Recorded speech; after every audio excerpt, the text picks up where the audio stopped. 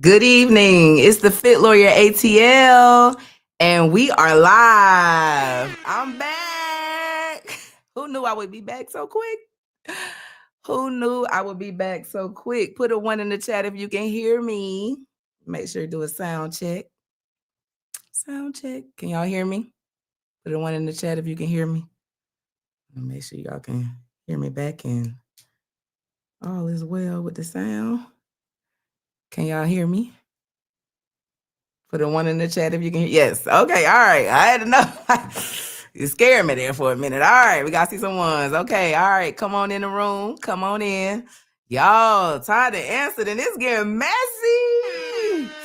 Woo, it's getting messy, baby. I was in court all day, but when I heard that this dropped and what was in it, I had to come home, relax a little bit, and get on live. Hey, man, it's going down. All right. So for you all just coming into the room, I am the Fit Lawyer ATL, a 20-year criminal defense and personal injury attorney here in Atlanta, Georgia. But I did family law for 10 years. So I can talk about it, baby. Let's go. Shout out to Kandi Kane James 1146, who was here in the room early and became a member. Shout out Kandi Kane. Thank you so much. I appreciate that, girl. You were here ready to sip this tea because it's hot. It's hot. All right, Jersey girl. Trey says, "Hi, Fit fam. We're back." Yes, we are. Harriet 575 says, "Yes, you already know, y'all. It is spicy. I'm so sorry." The shout out partner, Happily Angry Lawyer. We are patiently waiting on the Court of Appeals to issue their ruling in the Antonio Sledge case. So shout out Mutum. We, free Mutum till it's backwards. So we're praying that the decision comes down this month. So yes. James, I'm going live. Good to see you, buddy. Thanks for joining. I can't believe you here for the messy, baby, because that's what it is. So everybody say, hey, Jim. Jersey girl Troy says, I was all in your comments and you already had the live on deck. Yes. Girl, I got home. My friend sent me the documents because, we right here in Atlanta, Georgia. So literally I can just go to the courthouse, but guess what? Everything is online these days. We do e-files. So as soon as it hits the system, get notification, you can download the docs, and we ready. Y'all know, Lord, Z True 007 says, Les was like, where is Fit with the T? Yes, I am here with the T, baby. Hey, I'm so ATL. Y'all know I love me some Kandi, so I'm gonna follow this as long as we can, because I got something to talk about there too. Somebody trying to shut us out. They trying to kick us out. They trying to kick us out already. We just getting started. They trying to kick us out. So y'all got to come on in. Come on in. Having the time of my life, 2008. What about the dismissal of the Trump case? We don't care about celebrities as the country is coming apart. Bye. Thanks for the view. You can't take it back. All right, sis. Well, hey, move on. People talk about different things every night. So go find the channel that's talking about what you want to hear. But we coming in the room. We got 41 in the chat already, and we haven't even started dropping it. So we want to know. So hit the like button as you come into the room. Haters exit or stay. And we're going to get into it. All right. Ooh, so Todd want the kids. Okay. We all knew that was coming, right? We all knew that was coming. Todd has been making daddy daycare videos since Ace could walk. Like we weren't surprised by that, right? But what I am surprised about, Todd is challenging the prenup. Oh, you want some of Kandi money?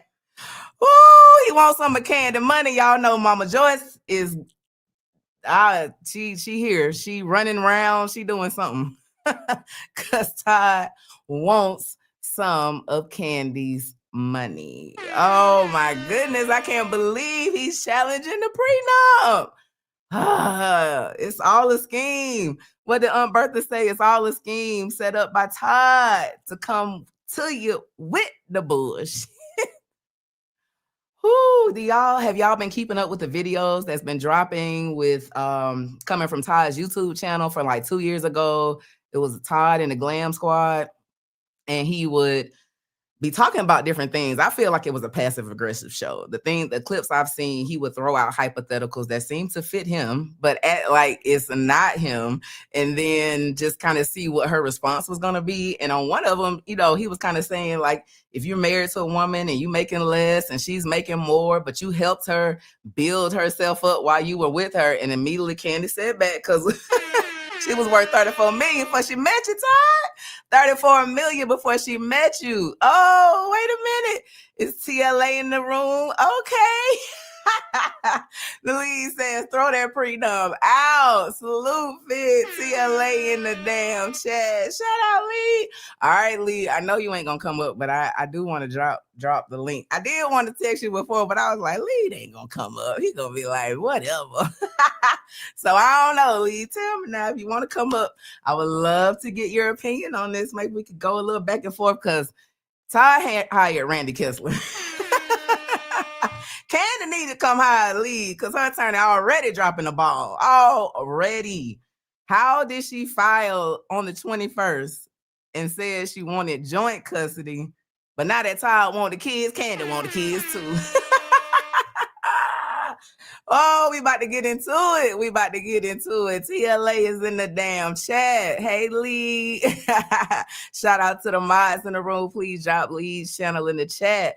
All right, y'all. So we about to get into it. So Todd wants the kids and he is challenging the prenup. Why is he challenging the prenup? I can't believe the reason. And you know what? When I read at first, I'm like, we all watched the show, right? We saw months Kandi talking about this prenup. I mean, she did interviews outside of Bravo, and they would ask her like, oh, there was rumors that you eloped. And she said the prenup ain't signed. I'm not eloping. I'm not doing nothing until the prenup signed. So the prenup was spoken about to the world months in advance. Todd had an attorney to assist him with drafting the prenup. So how is he going to be able to challenge the prenup? Oh, gosh. They gave it to him right before the wedding. Lee always talks about it. He signed it in the groomsman room right before the wedding. They did not give the final prenup to his lawyer. What is happening?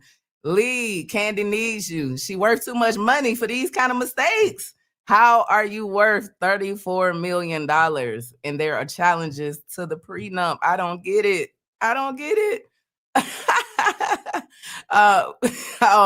Lee said he wish he could come up, but he's going to Lifetime. Yeah, Lee is bougie, y'all. Lee go to the expensive gym. Lee said he is not competing with you ninjas at Planet Fitness and LA Fitness for a machine. He's at the athletic club paying $1,000 a month for a membership. So he is not going to the gym with the YNs. Shout out, Lee. Shout out. Enjoy your workout. All right, y'all. So we got 63 in the chat. Make sure you hit the like button on the way in. We are here tonight. Todd has filed his answer. If you recall, we were live Saturday with celebrity family law attorney Ayama Ferry, and we discussed Kandi's petition. And I will say I was going to do a video, and I will never hesitate on this again because it was addressed in Todd's answer. But Kandi's attorney made a mistake already in the initial petition.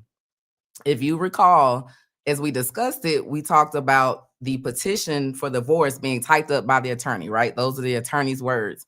The client then signs what's called a verification to verify that the statements in the petition are actually true. Well, Kandi's attorney failed to file that verification along with the initial petition. Y'all, Kandi worth too much money for any error, okay? So I noticed that when I got off the live, I was like, where's the verification? There was not one. So what that meant is the judge can't rule on her petition for divorce if it's not verified. However, this error is something that can easily be corrected. However, her attorney did not catch it until Todd's attorney mentioned it in his answer. But I'm going to point out something to you that will show that she did have a verification from the beginning, but she just simply forgot to file it. And if I'm worth $34 million, I'm sorry, you can't be messing up like this. No, not when Todd and when it got Randy Kessler. Like, he has divorced Portia and Cordell. He divorced somebody else on the show. Like, he's been on Real Housewives of Atlanta handling family cases, family matters several times. So we mentioned and talked about him on the show. I was like, Todd probably is going to hire Randy Kessler, and that's exactly what he did. So let's get into his documents, because right off the bat, there are no errors. Okay, Randy Kessler is not coming to play. And when we get through going through his filings, Kandi, I don't know, she might want to try to get lead to come out of retirement.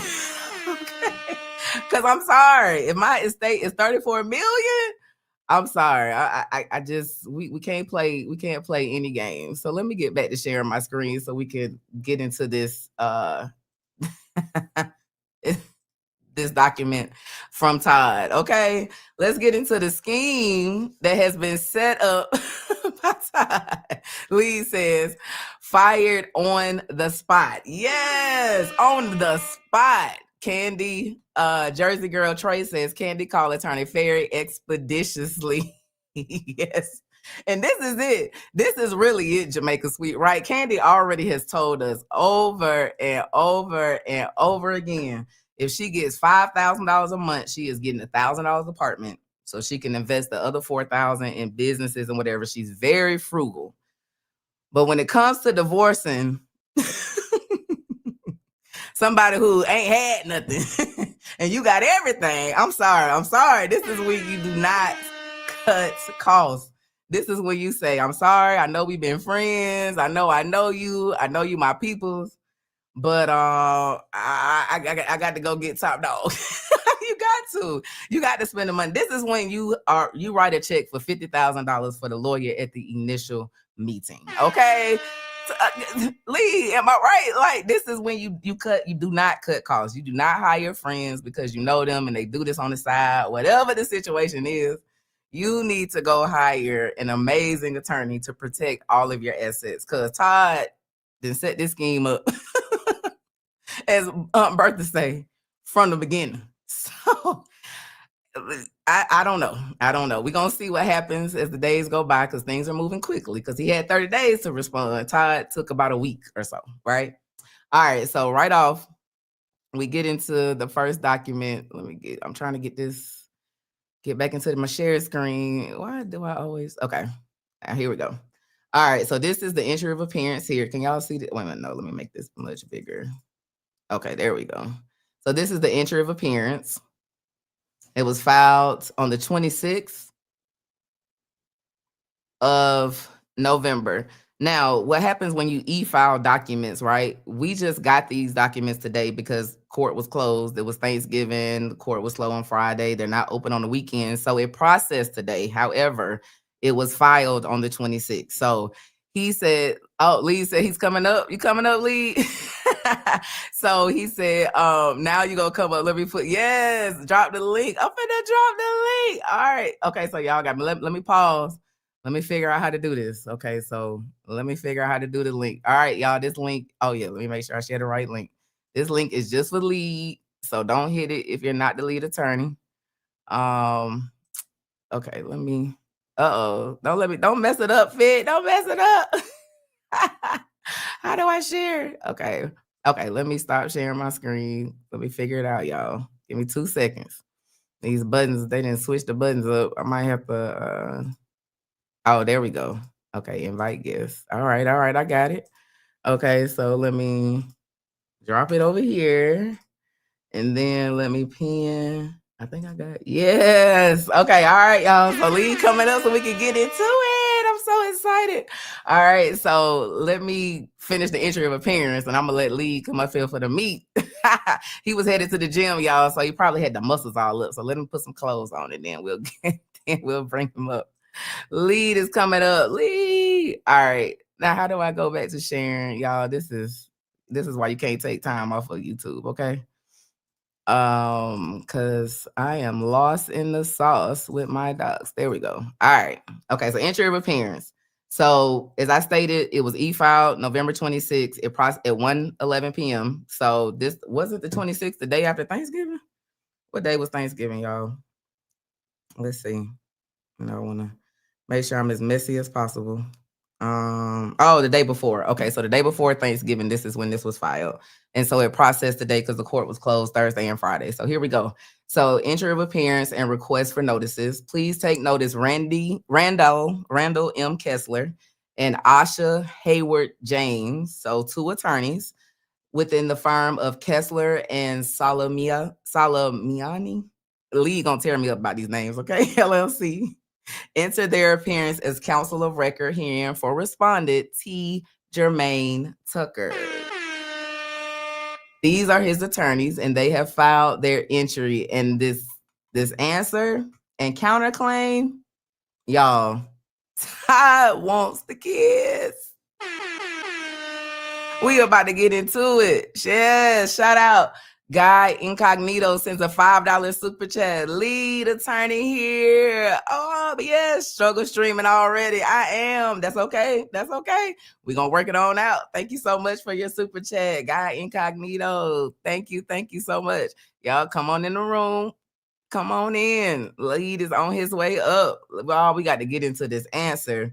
I cannot believe what I read. I just glanced at it and I had to stop because I was like, let me just do the first run through with y'all because it's all a scheme set up by Todd, y'all. He coming to us with the bush.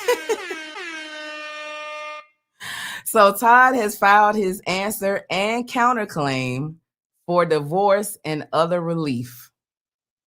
Comes now respondent T. Jermaine Tucker by and through his counsel of record and files this his answer and counterclaim for divorce and other relief. Woo, you got a lot of words. Candace's divorce petition was simple. It was like 4 pages, a couple of sentences. She dropped the date they were married, the date they were separated. It's already looking like Todd, attorney putting in more work. You don't ever want to see this, okay? You don't ever want to be the person with all the money and then the person with little money, attorney, count more words in their document than you use. So we gotta regroup. We gotta regroup. All right. So let's get into it. The overview. Respondent T. Jermaine Tucker, husband, and petitioner K. Lanice Tucker, wife, were married on April 4th, 2014. On that same day, a purported prenuptial agreement prepared by wife's attorney was presented to husband without husband having counsel. Ooh. It gets worse. It gets worse. Even though wife's then counsel had communicated previously with the undersigned, which would be Randy Kessler, regarding a potential prenuptial agreement. So what they're saying is at the wedding,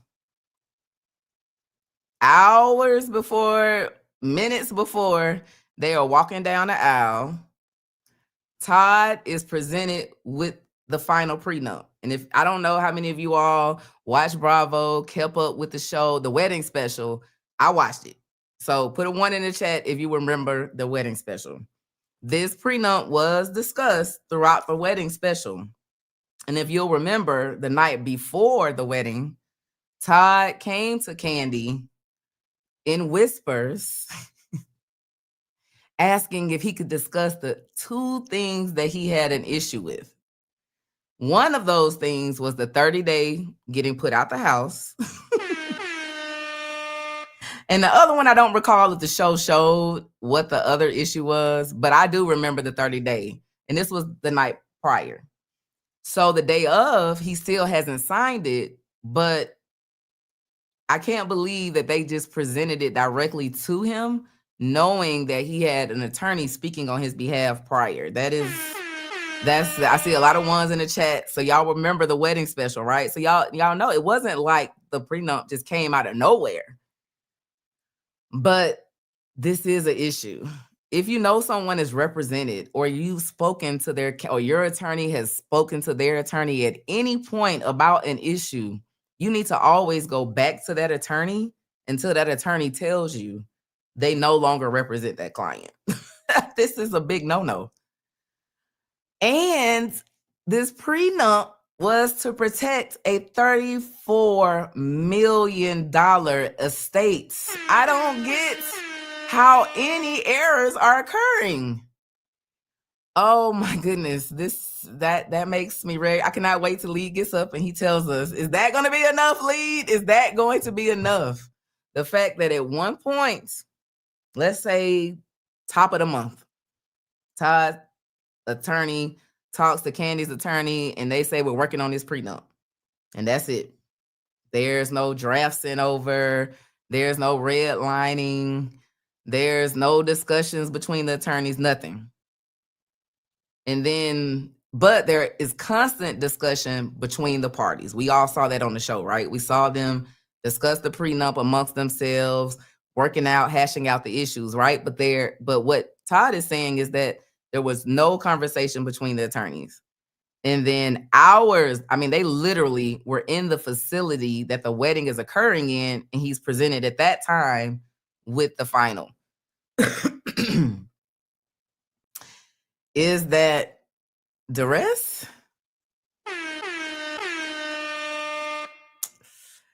Oh, we got Lee. Oh, we got TLA is in the building. Y'all, TLA was so ready. TLA done ran home. Y'all done had TLA get suited and booted. Oh, before we bring him up, N Allen 007 sends a $20 super chat. She says, ready for part 2 of Tucker versus Tucker. Yes, it's going down. Ooh, Lee, let me get him up. Let me bring him up. Shout out. Oh, there we go. Oh, there we at. Can you hear me? 30 in the house. Let me let him do his intro. I ain't got no intro, man. I was heading to the gym. I know. Am I too loud? I was getting dressed and I saw you come on and you talking about this. People have been mentioning this to me, like, hey, what's going on with Kandi and what's his name? See, that's what I'm saying. See, Lee don't keep up with all this. I'm damn near 50 years old, okay? But I saw you did an excellent coverage on this with another attorney, and people have been asking me about it. So I was like, man, what's going on? But now listening to you talk about it, I'm like, oh, man. You got to talk about it, Lee. What are you doing, Kandi? You should have come to me, baby. It's crazy. It is absolutely crazy. You know, I don't want to prejudge it. I know nothing about this case other than the 10 minutes that I've heard you talk about it. Right. I did see I saw a YouTube short on it just today where I guess he was signing the prenup in a wife beater and they were recording it, right? So then that's something that you can do to try to fight claims for duress. I was like, oh, okay, they taking this serious. I didn't know it was signed. So when was it signed? Like at the wedding or what? At the venue. It was signed at the venue. Now, before you go there, because I already know where you go before you go there. Man. There was plenty discussion about the prenup between the parties prior to the moment of signing. That was all on the show. She discussed this prenup on other interviews outside of the show. So the prenup was known worldwide. Okay. So that makes a difference. That's true. You're exactly right. However, in this overview, I'm not sure if you heard, but Todd is claiming that they spoke to his attorney at the beginning, but never again, and submitted the final document just to him with no attorney hours before the wedding, knowing that originally they had spoken to his attorney. So he's trying to say they gave me the final unrepresented. Wait, so did he hire an attorney? Did he pay an attorney? I guess it doesn't matter if it's paid or not, but I would like to know, did he retain an attorney? In this document, it says that wife's then counsel had communicated previously with the undersigned regarding a potential prenup. So there was an initial conversation between Kandi's attorney at that time and Randy Kessler that they were coming up with a prenup, but no other conversation. Okay. On the one hand, he's making it sound like Randy is kind of making it sound like it was just a consultation. But then on the other hand, Randy's saying, no, I'm his attorney. And so if Randy's saying he's his attorney, then he's his attorney. And Candy's attorney has to respect that. Now, for Kandi, then when you say that there was like a lot of going back and forth about the negotiation of the prenup, who was negotiating the prenup if Randy wasn't doing it? And guys, for y'all that don't know, Randy Kessler is a huge divorce attorney down here, attorney to the stars. Excellent, excellent attorney. And so who was doing all the negotiation? The part, If Kandi and Todd.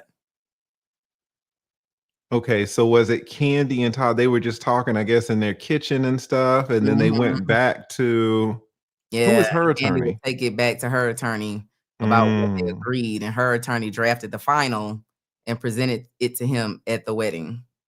Because they were still, it was 2 clauses. I can't remember the second. I don't know if they showed the second on the show, but they did show he was fighting the 30-day kick out. yeah. They separated. And it was one other issue, and that was kind of like the night before he snuck in and said, "Can we talk?" Candy's stupid. And I love Kandi. Shout out to Marie because she always knows, boy, Kandi can get it, okay? I love me some damn Kandi, boy. But if you got what you say, $34 million in play, and this dude want 90 days as opposed to 30, give him the 90, give him 120.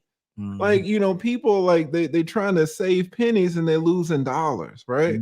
If this dude just wants an extra 60, 90, 120 days, fine. If I got $34 million, listen, for the 120 days, I'm gonna move out.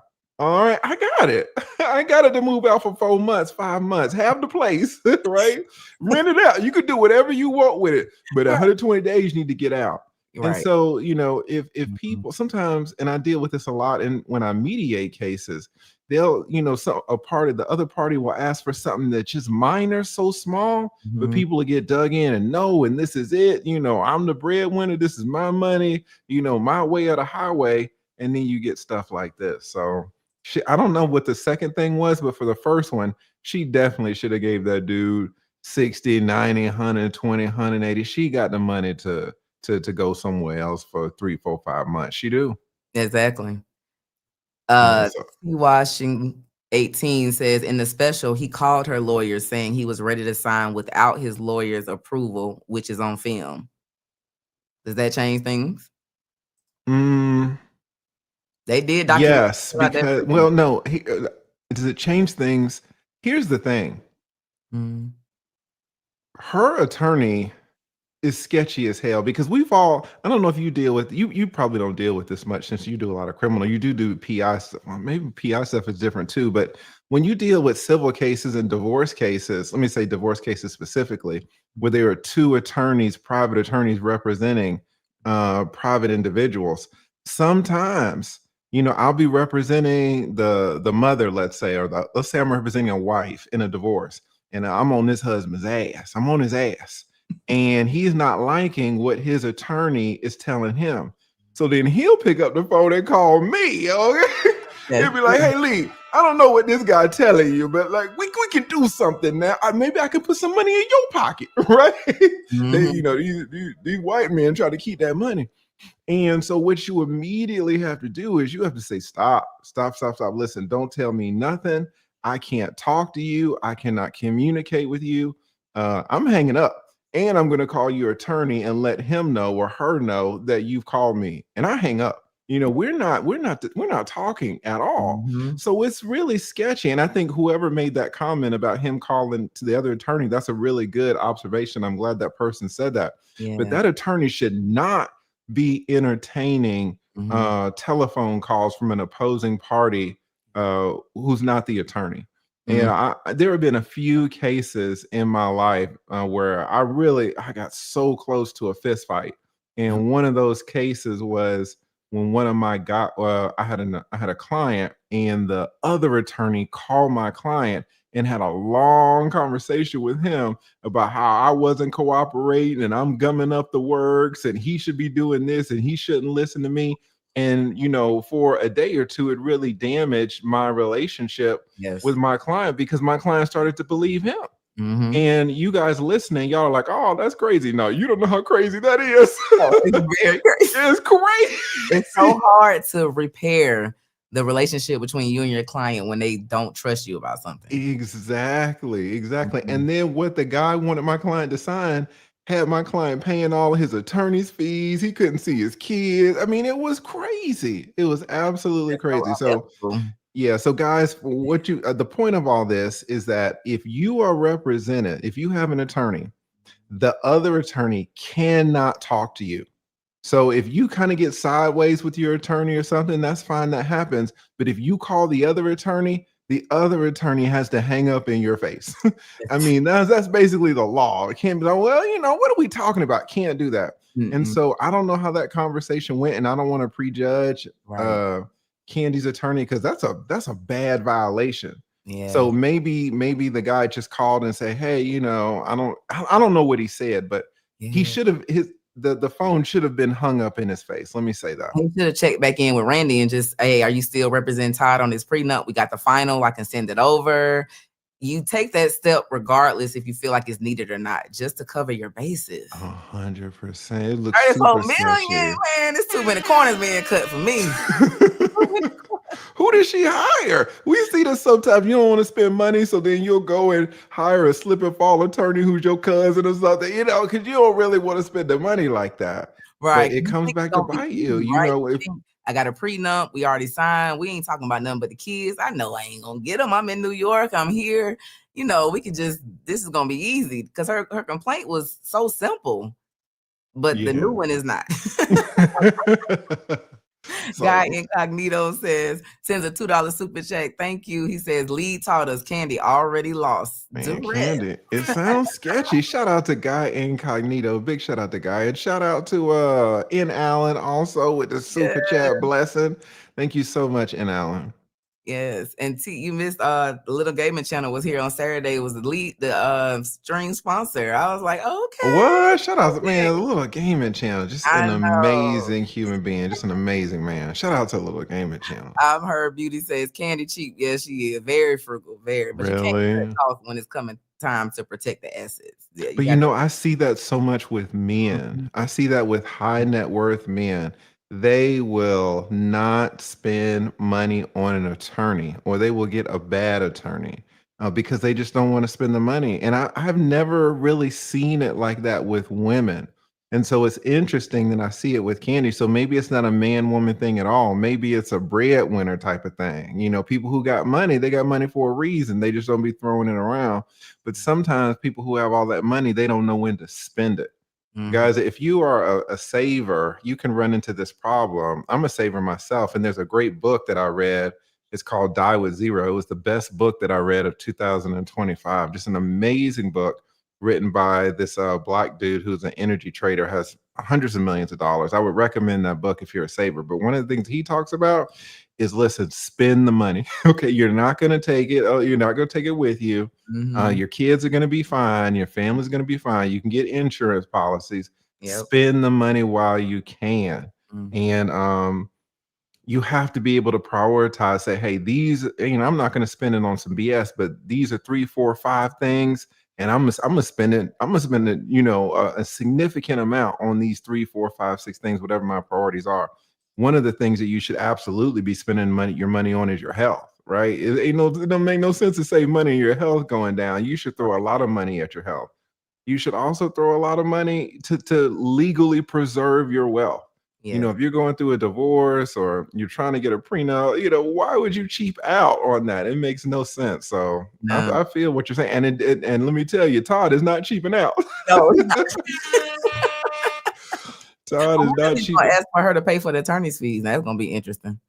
Yeah, I'm sure you will. And I'm sure Randy charging $600-700 an hour, so, and Kandi got it.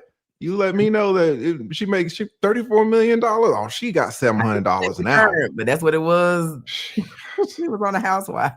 Really? God, Kandi she gonna be paying. You know, it's Those so much. scrubs and look like she might have messed around and married one. Listen, if you show up and you decided, I don't know, man. I don't want to speak on men and women, but if I'm if I'm a woman and I'm looking at my husband and he's signing a prenup in a wife beater, like something wrong. Something went really wrong. Mama Joyce told her. Mama Joyce said from the beginning he ain't the one. Golly, boy, how you signing? Married? I don't know. She just love. I don't know. I don't know. Let's see what else this ninja talking about. I was 3 seconds from calling him a ninja. He owned TV and a wife beater, signing some legal paperwork. That is a ninja right there. What? Definitely. Oh my God. So Todd opened up the divorce, talking about being presented with the final prenup. Hold up. Can you put it on the on the view that's one more over to the right? To kind of blow it up a little bit. Which one? Oh, this one. Yeah. There so we can kind of read it with you a little bit. Okay, there we go. My point. I have a pointer now. Maybe you can maximize it a little bit too. Like some more. Okay. Look at y'all. I'm in class. Why we there you go. Maximize. Can you do it some more? Wait a minute. What? Let's do one. Well, just what that's pretty good right there. So we can kind of read along a little bit. Okay. All right. So or if you want to do it, you can go all the way to the top right to the top left and maximize the screen. Can you do that? Oh no, what you should do is go up to the top where it says view and then uncheck the always show bookmarks and always show toolbar and always show full URL. Where is that at? It's at the top left on view. Go all the way up. Go to the left. Okay. And then all the way up to the top of the screen. I don't know. You got a Mac or a no? PC? It's a PC. Oh, shall I do PC? Okay. All right, we good right here. We good right here. Yeah. Okay. He's like, let it go. Is that better? No, that's not better. That's good, right? Yeah, that's good. Now blow it all the way up. Can I make it bigger? Yeah. Is that getting bigger? No, it's not. How you make it bigger? Okay. Okay, there we go. You got it? Okay. There you go. God, no, you're doing great. And you can make it bigger than that too if you want. Nobody cut the air on. Okay. All right. So we good. Okay. Yeah, that's good. All right. So the overview, respondent T. Jermaine Tucker and petitioner Kaylenise Tucker were married on April 4th, 2014. On that same day, a purported prenup was presented to the husband without husband having counsel, even though wife's then counsel had communicated previously with the undersigned regarding a potential prenup. Wait, let me jump in right there because I thought that sentence says something different. That's in that sentence.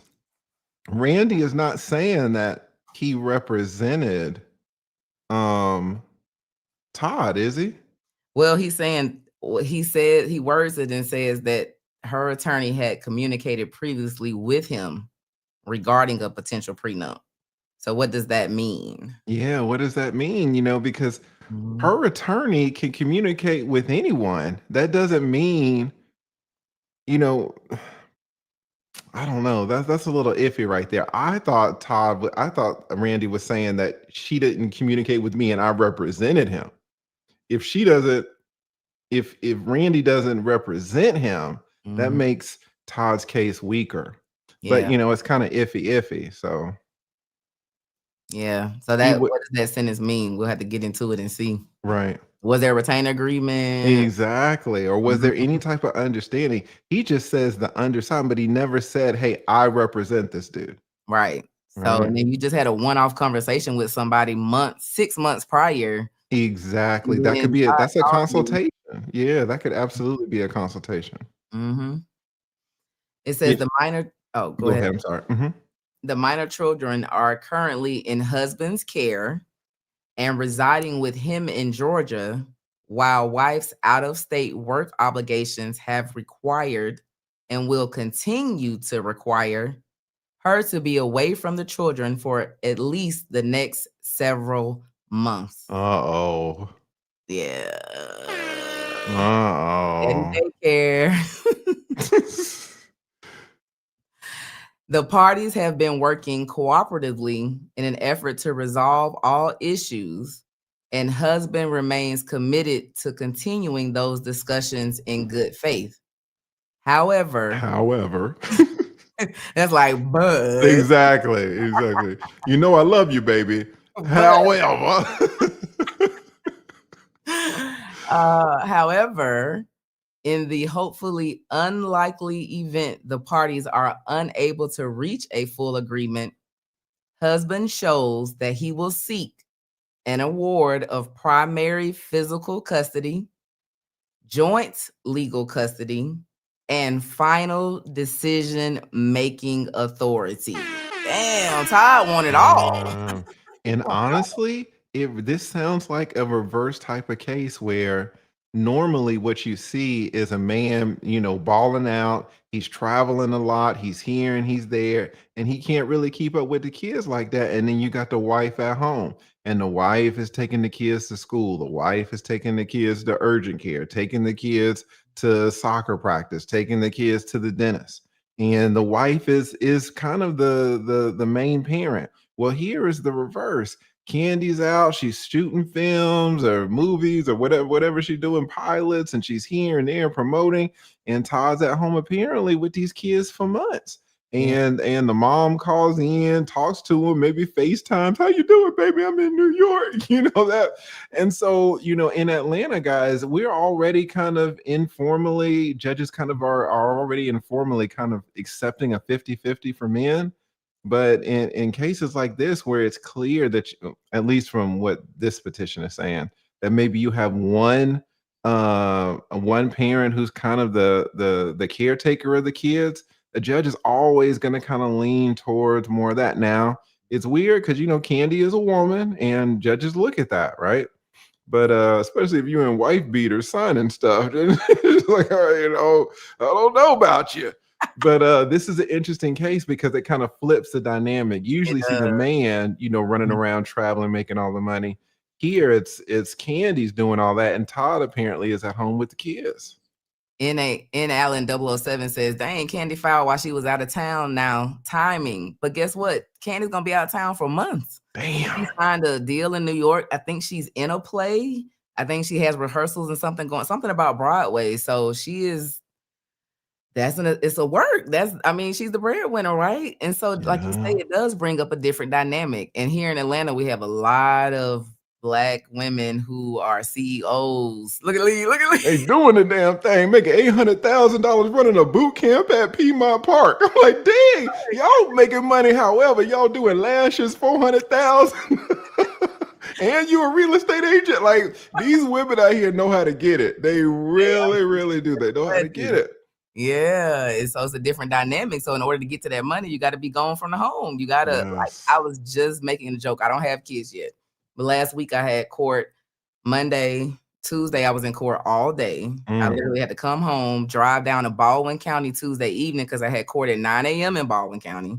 So as I'm driving back up Wednesday, I'm making a joke to my mom, like, where's the baby? Where would the baby be? Exactly. If I had a child. Imagine you in Baldwin County in court sitting there waiting on your case to be heard, and you get a text saying, hey, from the school, hey, you need to come pick up your kid's sick.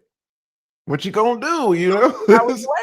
Right? If you got a husband or let's say a father who can go and scoop up the kids, that makes things so much easier. It's really tough to have kids without a support system, Very much. And then you rely on that person to help you. And then things fall apart, and now that's going to be used against you because you out of town working. It's in the complaint. Exactly. If Candy's on set, she can't pick up those kids. She's 9 states away. Yeah, 9 states away. So yeah, it's going to be very interesting. I brought that one up already. I want to this shout out one. to Ann Allen.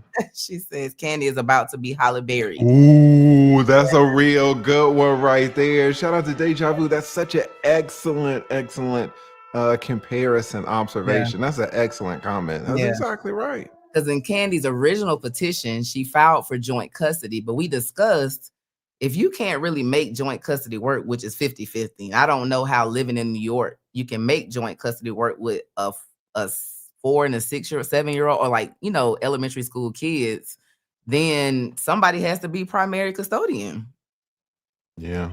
Somebody has to. And I just don't see a judge ripping the kids from Georgia, the only town they've known, the only home they've grown up in, to make them go now to New York. And then what if mom gets a contract in California? Does she take the kids to California in 3 months? Exactly. Are they in, Vegas in the summertime because she has a contract there? Like, what is the best interest of the kids? So this is not a Kandi Todd battle per se. It's about what's in the best interest of the kids. And maybe what's in the best interest of Todd. We're talking about throwing out this prenup, and we can talk more about that. But I do want to say, just the child support alone, Deja Vu brought up Halle Berry. Halle Berry was paying $18,000 a month for years for her 2 kids. So imagine Todd got 2 kids. That dude in a wife beater can do a lot with 18 racks a month coming in. He can live a nice little life going down to Lenox and Phipps, Yeah. So if he gets this, this is kind of going to be kind of like an alimony type of thing. Yeah. Where he can get alimony even if the prenup is upheld, because Kandi's just worth so much money. Mm-hmm. Yeah, Tasha AK47 says Todd be in the strip club. Yeah, he stayed in the streets, and they even talked about that on his YouTube. She complained about him being out to 5 a.m. and how much that bothered her and all of that stuff. Yuri Brown official, hey sis. She said, Shout out to Yuri. shout out Yuri, gorgeous Yuri. Thank you. She says Yes. there is no way on God's green earth she would want to be in a divorce during the play on Broadway. The rehearsals are so difficult, and it's so like you wouldn't want the emotional distraction. That's But a great unfortunately, point. you can't control that, right? And this is what I used to tell people when I did divorces. When you say the D word to your partner, be ready. Because you can't control how fast it's going to move, how slow it's going to move. You can't control that timing. Yeah, that's absolutely right. Both of you guys are right. In terms of the controlling the timing, you can a little bit, for example, in this case, because she's the one that filed. And Well, maybe so that he was going to file and she wanted to kind of beat him to be the one that filed first. Maybe maybe, they were in discussions and something happened that they're not able to agree on that made her file if they've been separated since July. really, I know that, for example, timing is so important in these divorce cases. We talked last year about the coach. It was an NBA coach for the Miami Heat, and he knew that he was going to get a humongous $100 million re-up on his contract. And so he got that contract, and then he filed. No, he filed for the divorce. He knew he was going to get the contract. He filed for the divorce. The contract, the divorce ended, and then he arranged to get the contract. So he knew he had something big coming up. So he filed real quick. Oh yeah, we'll settle it. Settle whatever you want, babe. Whatever you want. They settled it, closed it, and then he got this humongous contract.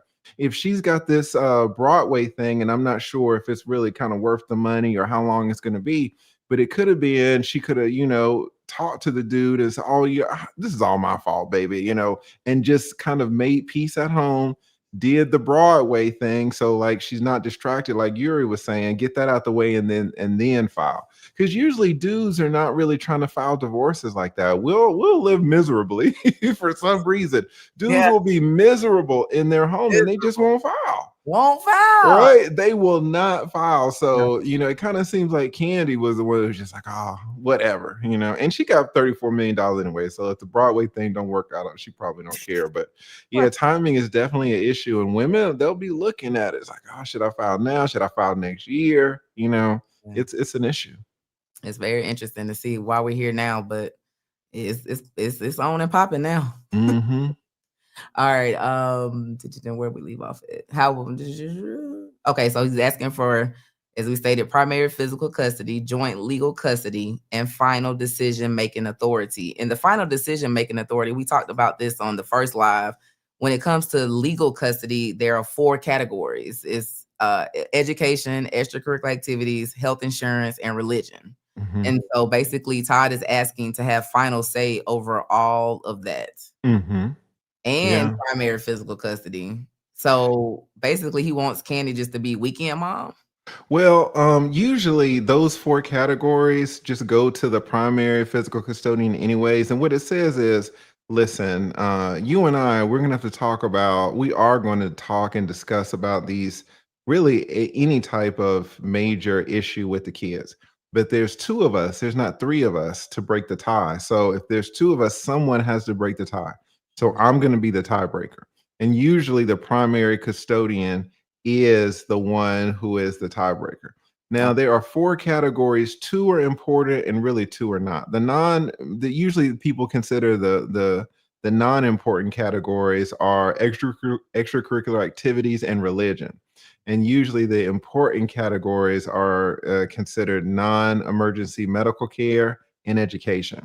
So what happens a lot of times if it gets contentious, the party will say, "Listen, let's just do two and two." So they'll give the mom, the important ones, which is the education and the non-emergency medical, and then they'll give the father the non-important ones, which is soccer and religion. Just to So say, okay, well, it's even. But right. yeah, usually those are going to go to the mom, or let's say more specifically the primary care person anyway, because the kids are going to be with them the majority of the time. Shout out to Jersey Girl Trey in the chat who's pulled up the show and is watching and says that Todd hired Randy the same day where Randy advised him not to sign the prenup. Wow. Still Wow. did. And see, that's another thing too. Y'all don't be listening. Don't You be know, and listening. and I, we want to we want to jump down I guess Candy's attorney Candy's attorney's throat by by Oh, Paul's my mind went left for a second.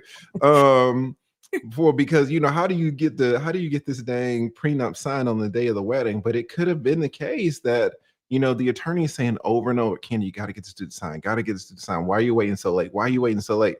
And you guys will mess up a really good prenup by doing it at the last second. Or, this guy Todd will call, one of Georgia's foremost experts in divorce. The attorney will tell him, don't sign it. And then what's the guy do? sign it. Y'all don't be listening. Y'all Don't. don't be listening. Feel like, hey man, 6 months you looking at, go on and get it going, because you're looking at about 10, 12 years. So these 6 months, no, Fit, I want them to take it to trial. Let's go to trial. I know the jury gonna believe me. We're gonna make the state use their money. And then what, they get 8 years, Yep. right? They Yeah. don't listen. Right. So Yeah. you guys, y'all hire us and then y'all don't listen to us. It's a crazy thing. You paying for the advice and then ignore it. It's Don't even so take crazy it. every day. So with wife having substantial time and meaningful access to the children. Okay, so he wants to give her substantial parenting time and he's not trying to cut off access, but just wants primary physical custody. Mhm. Husband wishes to make clear that he recognizes wife as a loving and capable parent and remains sincerely hopeful that prior and continued discussions between the parties will bring full resolution of all matters. What's this about? Is this just kind of like I'm asking for a whole bunch, but I'm trying to make it sound good and easy? Yep, that's exactly right. Judge, we're not going to cut the mother off. The mother's going to get substantial and significant time. Now, we do want primary custody, but our guy's totally reasonable. The kids love the mom loves the kids. It's in the best interest for these kids to see their mom within reason, right? So that's, it's just a little soft shoeing. Yeah, Mhm. that's it. Little shit sandwich. That's We'll put the little sugar first. exactly right. Yes. All right, now, so we got 233 in the chat, but I got 76 likes. So let me lock y'all out. I got a lead over here Come now. on now. If you got any love for the lead, go on and hit shit. I ain't even hit the like button. Let me like my girl up. Let me like it. Everybody hit the like button for us for a second. So this here is his response to the petition for divorce. And so the first part of this is him responding back to everything that Kandi filed in hers. And so let me pull up her petition so I can know what he's responding to. And while you do that, shout out to Tasha's on it. Tasha AK47 said he had the prenup for months. He waited to sign the prenup. Kandi recorded the signing by Todd. Yeah, that's why I say it was going on for months. I It will wasn't say a last this. minute thing. That attorney was very smart in recording it. This Mhm. happened to a basketball player a while back. His name is Steven Jackson. Now, Steven Jackson's a clown, but he has a big podcast with the light-skinned dude with the good hair. And what happened was he had spent $400,000 on the wedding. He had hired an attorney to do the prenup, gave the girl the prenup, and every 2 weeks, 3 weeks, he check in. Hey, you gonna sign the prenup? And the girl was like, I sign it. It went on that way for months. Then at the wedding, the prenup still wasn't signed. And so he goes to the girl and is like, hey, you haven't signed the prenup. And she just bursts out in tears. She was like, fine, give it to me.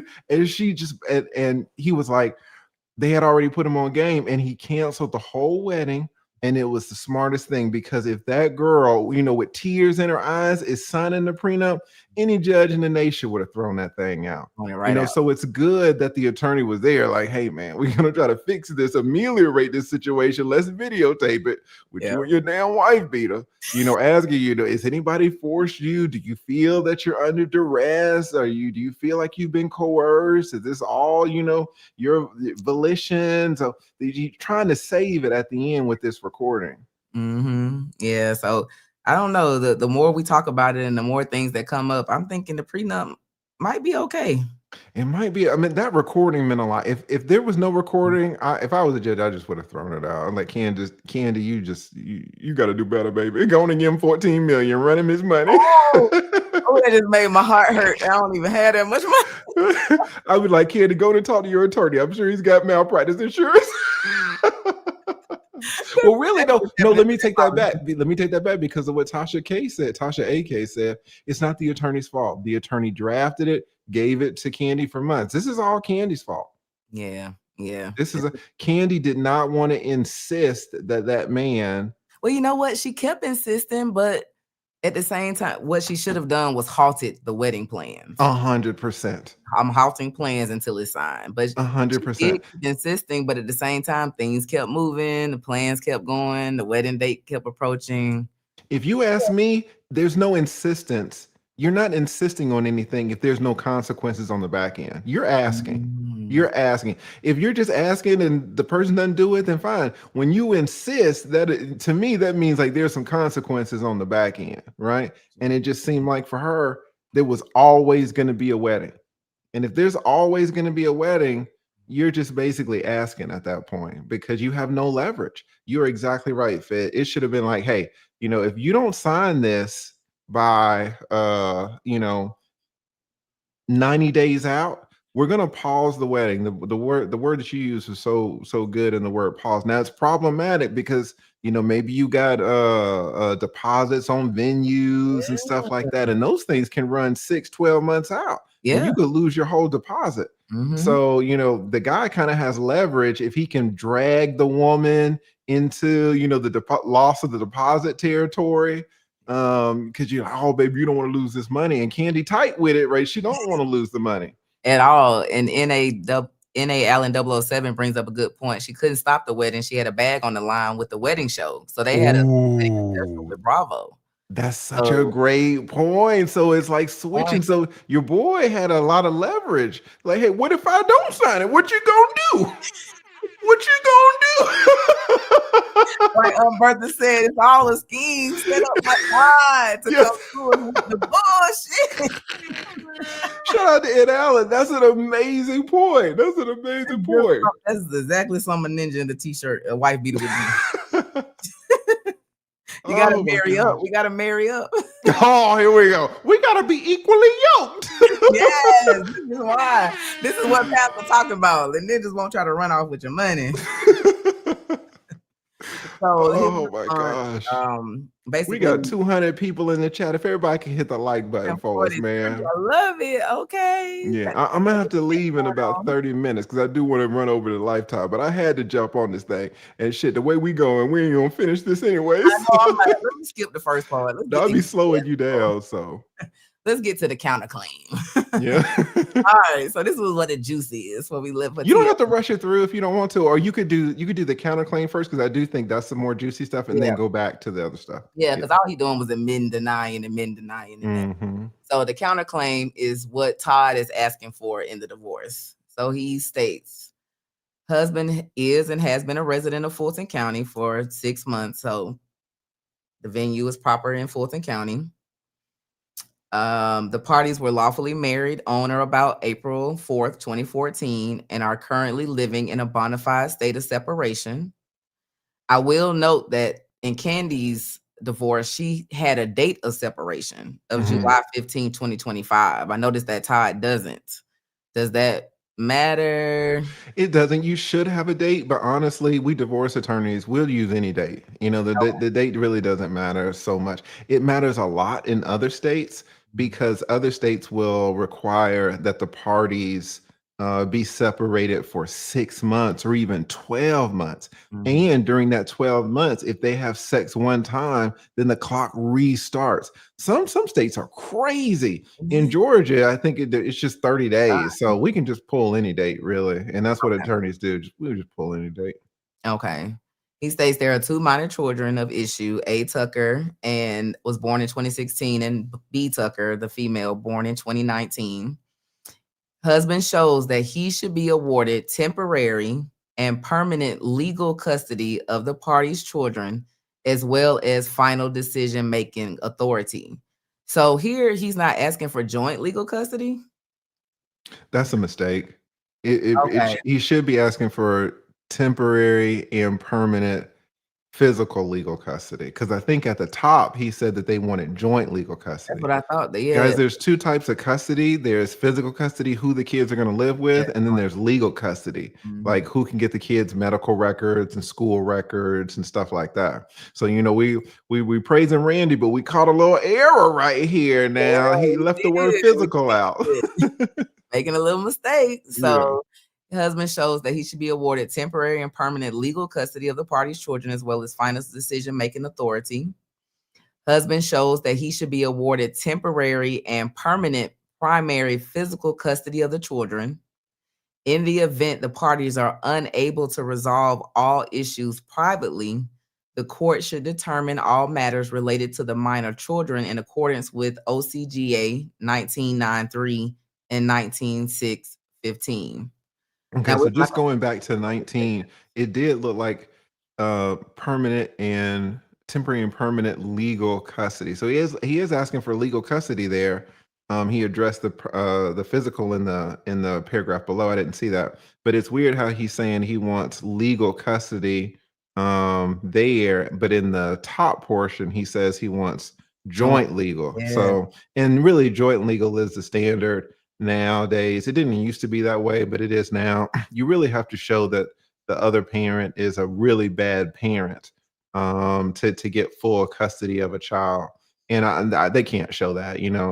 I have no reason to believe that Kandi's a bad mom. She's working hard, providing for her kids. So the judge is going to give joint legal custody in this case. correct. And by asking for primary legal custody, that would just mean they don't have to have a conversation. So joint legal custody requires that they talk about those issues, and then Todd would make final decision. But if he has primary legal custody, that means there's no conversation. He doesn't have to ask Kandi what school she wants the kids to go to or thinks they should go to. He would just be able to have free reign. So that's not going to happen. Yeah, if he had full custody, she wouldn't even be able to get access to the kids' medical records or school records necessarily. So she wouldn't have to sign off on any passports or anything like that. So the judge isn't going to allow that. No, not at all. Not at all. So let's see. In accordance with OCGA 19969, and when I read this, I'm like, oh my God, why did you put this out? But somebody told me everybody knows where Kandi lives already in Atlanta, so it's not a big deal. But yeah, plus it's a statutory requirement that you have to put this paragraph in there. Yeah. Now, And if you don't want everybody to know where you live, what the parties could have done is tried to seal the case. It's not necessarily a rubber stamp when parties try to seal a case, but when you are famous and you got a lot of money, and Atlanta's used to famous people, a lot of times the judges will go ahead and do it. And her attorney has now come back and filed a motion to seal it. Oh, well, shit. It's like, now they gave my address. Right. It's like, damn, that's what I'm saying. Can't She's too much money, slacking. man. This Who's shit the attorney? Who's her attorney? Adama McKinnon. Tom McKinnon. I don't know. I think I heard the last name McKinnon. I don't know. I have to take a look. Okay, it says the minor children have resided with the parties at the marital residence located at 525 Carondelet Cove, Atlanta, Georgia, since birth. Husband has not participated as a party witness in any other cases. That's all that says. In the event the parties are unable to resolve these issues at mediation or otherwise, husband requests that these issues be heard at the 30-day status conference scheduled for January 12th, 2026, or in the alternative, that this matter be scheduled for a temporary hearing at the court's earliest convenience to address temporary custody, parenting time, and all other temporary issues necessary to promote the best interests of the minor children and to ensure clarity and stability for the parties pending final resolution of this action. All I hear is he wants child support. Right off the bat.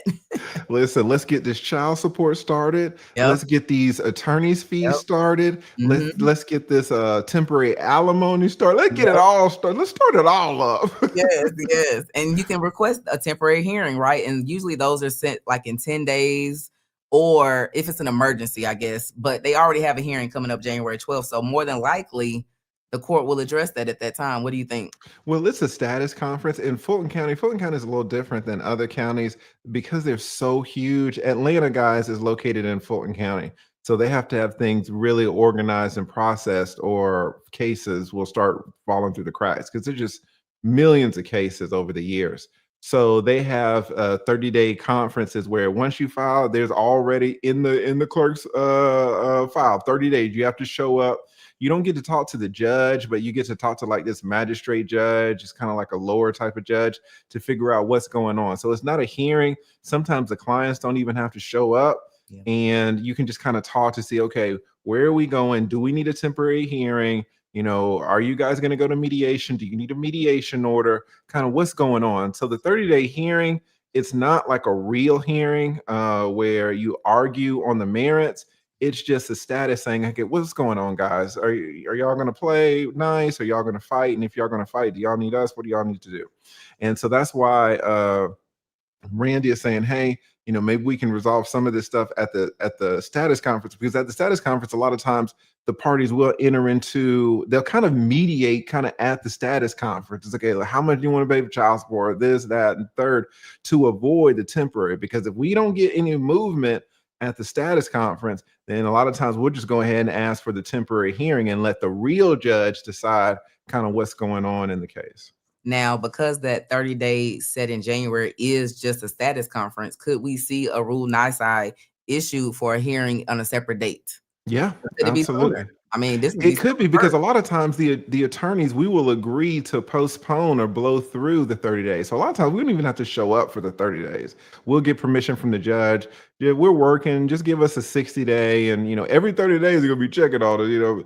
But yeah, we're not going to go to the 30-day if we're making a lot of movement. So we could absolutely see a Rule NISI pop off at any time. Yeah, and just know if it's a hearing, Fitz gonna be in the building. Okay, I might be there too. Just to look at Kandi. What's she wearing today?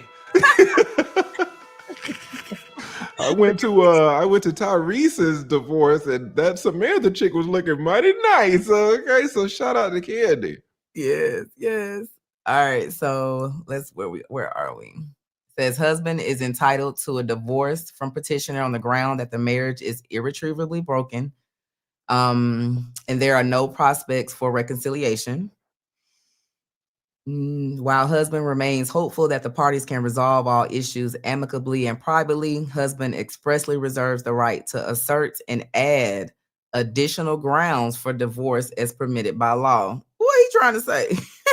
Yeah, what this is saying is like, listen, we put this in here because a lot of times we have let's say I'm married, and these damn paralegals got me by a chokehold, so I'm cheating on my wife, right?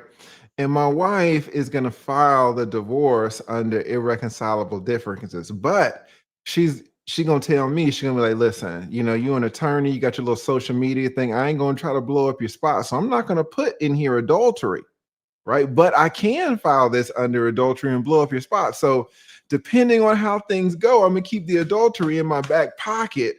And so I'm reserving the right to amend this if you want to get, sketchy, and then I can amend these grounds and put in adultery or cruelty or stuff like that, and really start making some crazy allegations against you. Wow. So that's what that sentence means. It's like, all right, we're going to play nice right now, and I'm going to say irreconcilable differences, but I reserve the right to change it if you get a little froggy, okay? And maybe I'll start talking about some cruelty. You slapping me upside the head when them cameras were turned off. Bravo ain't see all that. So that's what that sentence means. Oh, okay. Maybe he'll be sliding in something about the dungeon. Oh, what's the dungeon? The sex dungeon they got over there. Okay. No kidding. Allegedly. Got the swings and the straps. Right. Okay. Husband shows that the parties signed a prenuptial agreement dated April 4th, 2014, immediately prior to the wedding ceremony. Wait, April 14th? They've been married forever. Yeah, I they didn't married know 11 that. years. I did not know that. I went to a Hawks game and I sat right behind them. They were on the front row. They were courtside. I couldn't get them damn seats, but I was right behind them. And shit, he as short as she is. I was like, okay, Kandi. I didn't know who he was. I didn't know anything about the dude, but I was surprised to see. I was like, wow, okay. So shout out to Kandi. Getting a real one.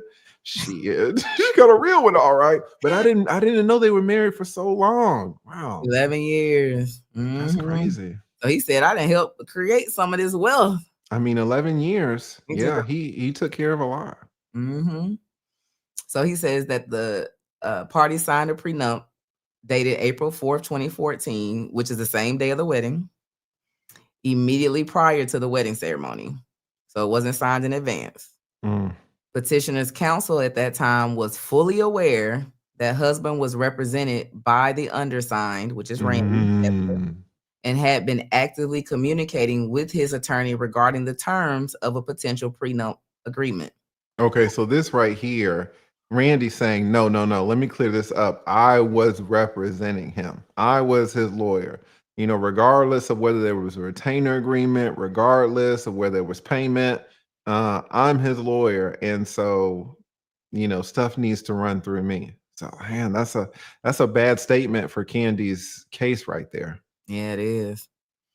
It says, despite that knowledge, petitioner's counsel presented the final agreement to husband for signature immediately before the wedding ceremony, without any notice to or consultation with Randy Kessler. You know what? I'm gonna be honest with you. Those two sentences right there alone, I'm throwing the whole prenup out. No, I'm throwing it out. I don't care what he said. I don't care what this man said on camera. I don't care what he signed. How is it that the attorney is talking to this man face to face without that man's attorney? Yeah. Just on that alone. And I might say this at the status conference, because a lot of times, guys, maybe not at the status conference, maybe at like a pretrial hearing, or maybe we'll get the judges on the phone and the judge will be like, listen, I'm not making any rulings. I haven't heard any evidence. I don't really know what's going on. But from the little that you guys have told me, I don't like the way this is looking. I don't like the fact that this attorney was in this black man's face talking to him, a foot away, when she knew that he had an attorney. And so because of that, it prejudices everything. I don't care what's on videotape. I don't care what he signed. I don't care what she asked him. She shouldn't have been talking to him in the first place. That right there, to me, those two sentences, shout out to Randy. I didn't know about all that. I'm ready to throw the whole damn thing out. Get this man his damn 15 million. Oh, okay. Give him the 15 million. Somebody write 15 million in the damn chat. Just those two sentences alone blow the whole shit up for me. I don't know what was Kandi's attorney Well, they thinking? said that Todd called and said, I want to move forward without my attorney. He's saying basically, I'm firing my attorney. Forget it. Oh, Because is that what? well, I don't know, right? Because Randy told him don't sign it, but he signed it. It's So interesting if what you're saying is if what you're saying is what's the name, Todd? Todd, If Todd fired Randy, then Randy wasn't the attorney. And so she didn't have to talk to Randy anymore. She could talk directly to Todd. So now I'm back in it. The question for me is, did was Todd represented or not? You right. know, that's a huge question for me. Mhm. Was Todd represented or not? And now Because we saw the show, but the show was edited, so we oh don't know the yeah, full conversation. But somebody got exactly. the full tapes. Oh, we doing discovery on this one for real, boy. Bravo gonna be pulled all into this. Yes, I want to know, guys. To me, a huge maybe this whole case for me can kind of turn on whether this man was represented or not. Yeah, yeah. Ooh, not 15 million lead. Dude, That's don't get to hard. him. Chop it up. No, 11 years get you 15 million. Okay. We gonna find somebody. Okay. Lead, I'll sign the prenup. All right. Let's see. Despite that knowledge, petitioner's counsel presented the final agreement to husband for signature immediately before the wedding, without any notice to or consultation with Randy Kessler, who had been significantly engaged in the negotiation process. Oh, Kandi just lost. She just lost. These circumstances raise substantial questions concerning the enforceability of said document.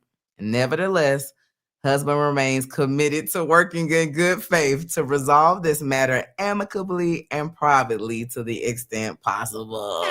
Oh, he's putting in his deals for the money. Golly, I'm ready to. I want to see, was he represented or not. If he was represented, I'm not gonna, as a judge, I'm not gonna validate anything that he signed. I'm not gonna validate anything that he said.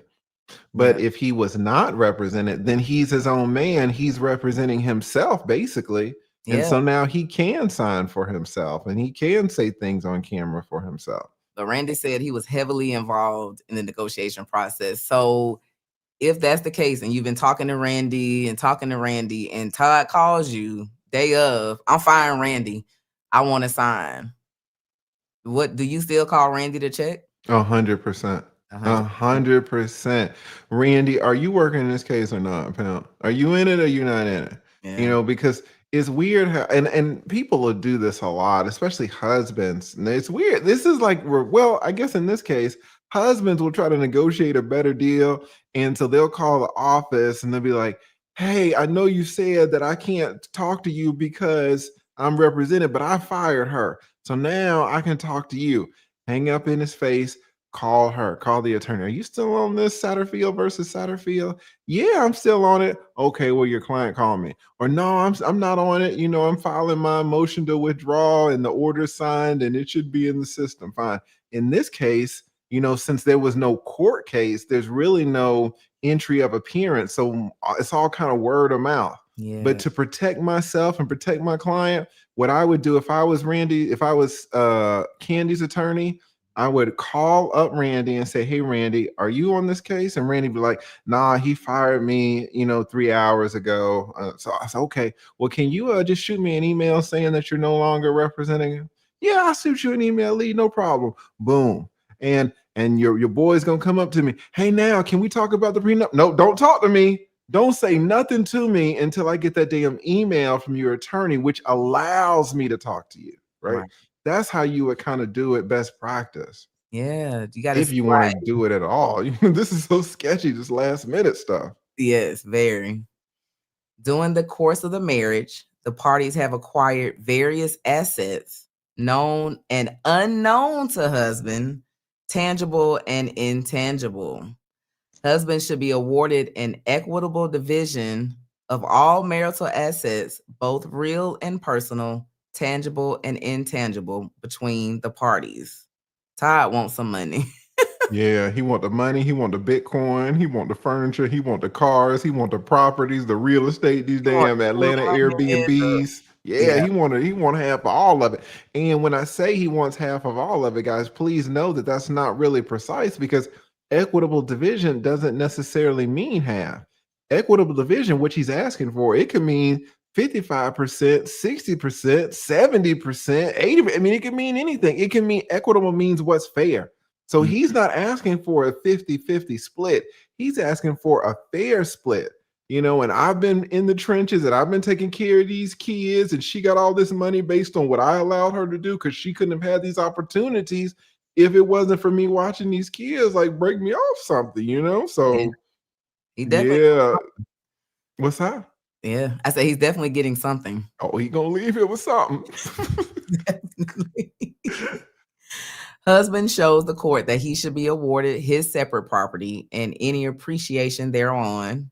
So I'm not sure what else he owns. I know it was like an apartment in New York at one point or something. Mm. Um, Husband shows that the parties have acquired debt throughout the course of the marriage. Husband requests that such debt be equitably divided. Now, could the debt cancel him out, or will he still walk away with something? No, in fact, what could happen is just like the assets are going to be split and not necessarily 50-50, the debts are going to be split as well and not necessarily 50-50. So he might not have to pay 50% of the debts. He might only have to pay 40% or 30%, especially because he's not the breadwinner. He don't have it like that. She has a lot more wherewithal to pay the debts than he does. You'll see this in marriages where, let's say, the guy's making 300,000 and the wife is making 40,000. How is she gonna pay any debts?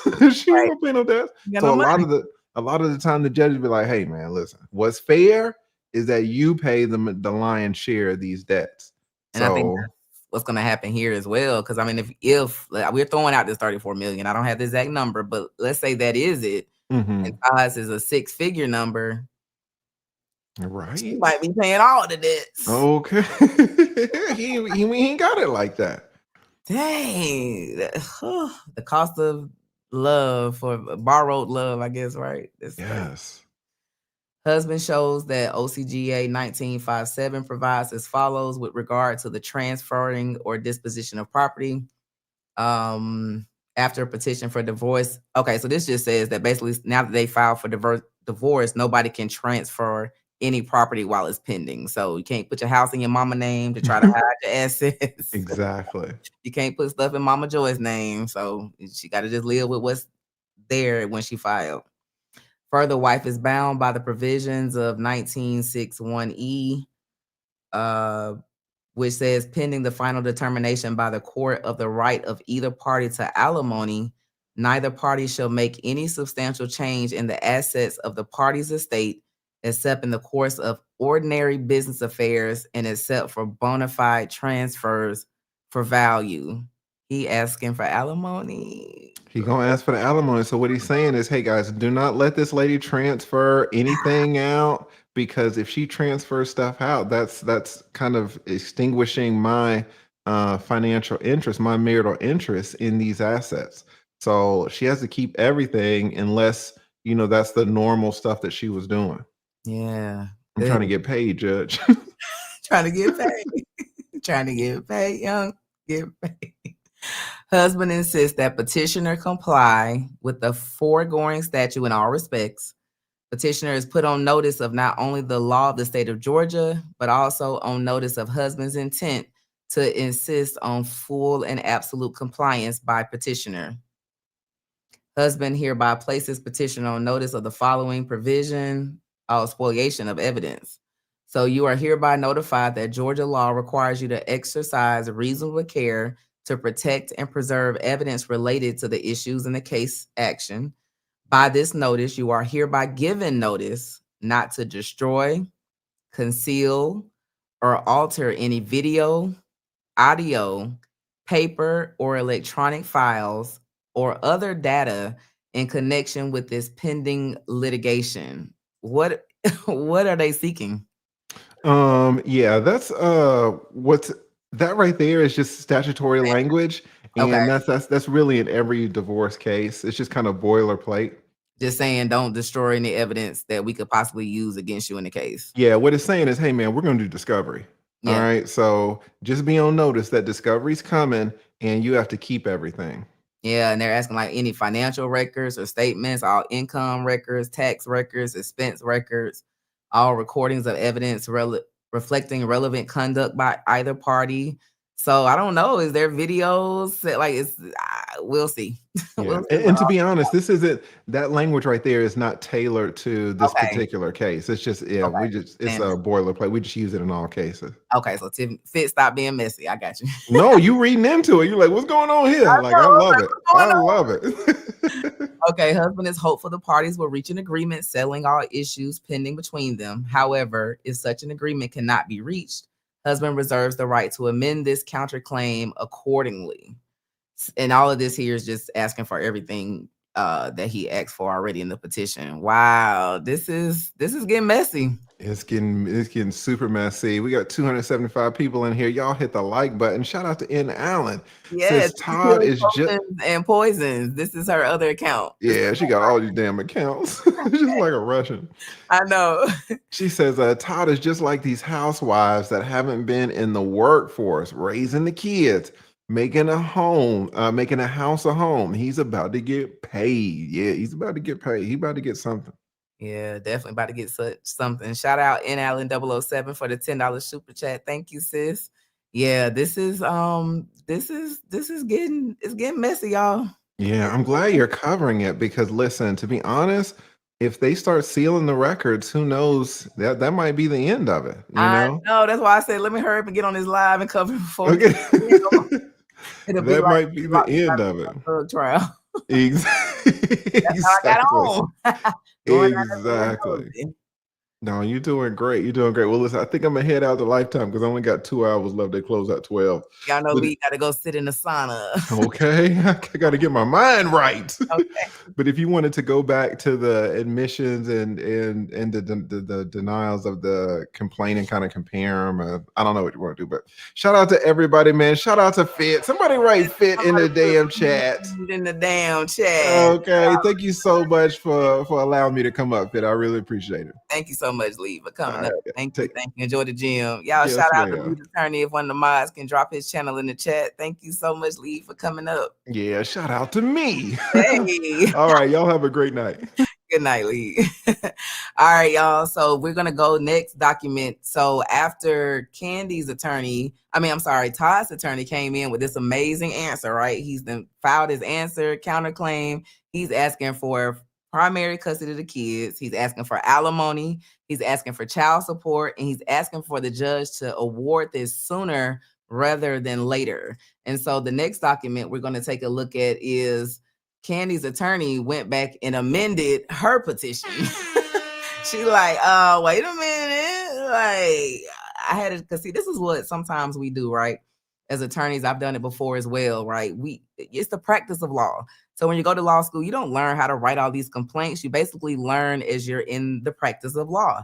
And so someone sends you a complaint, you use it, you pull from this complaint, and then sometimes you get hit with a good complaint from an attorney that wrote something better than you, and you adopt it and put it in yours when you refile. So let's see.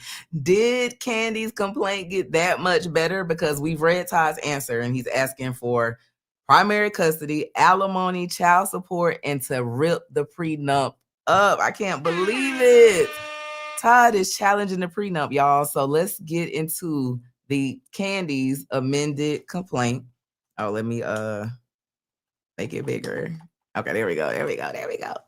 All right. So as you know, Kandi originally filed for divorce November 21st. We covered that on the live on Saturday with amazing celebrity family attorney Ayama Ferry. So check that out.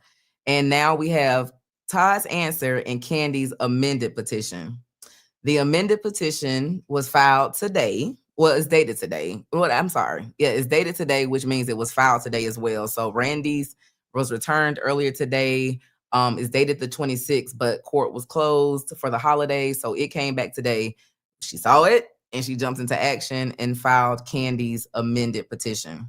So the amended petition states that petitioner filed her petition for divorce on November 21st.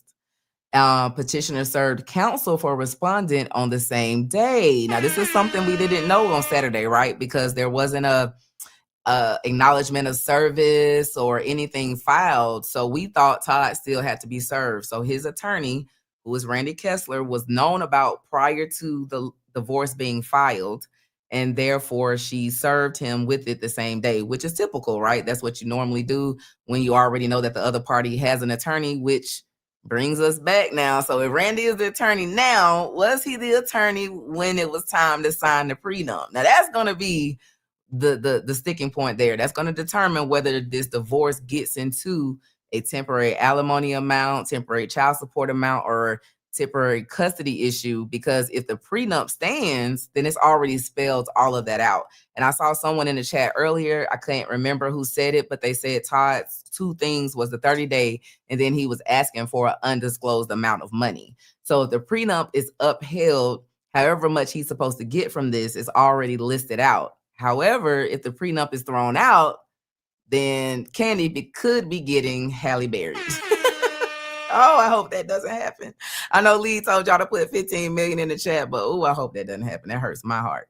All right, so the respondent is a resident of Fulton County, and is subject to the venue of this court. So Todd has moved out of the marital residence because they are living in a bona fide separate state. However, he stays still in Fulton County. Petitioner and respondent were married. Oh, I'm sorry. This is Kandi's amended petition. I forgot that quick. I'm sorry. So, yep, she's still in Fulton. Petitioner and respondent were married in April 2014. Prior to the date of marriage and conduction of the marriage ceremony, the parties drafted, negotiated, and executed an enforceable prenuptial agreement under the applicable statutes of the state of Georgia.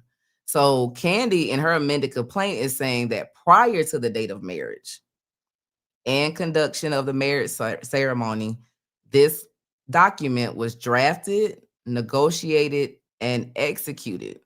Now, somebody else earlier in the chat said, could the execution on the show just have been for the show and the document actually have already been executed? And it looks like that might be what Kandi's attorney is trying to say, right? Because she's saying that prior to the date of marriage. Now, we will never see this prenup.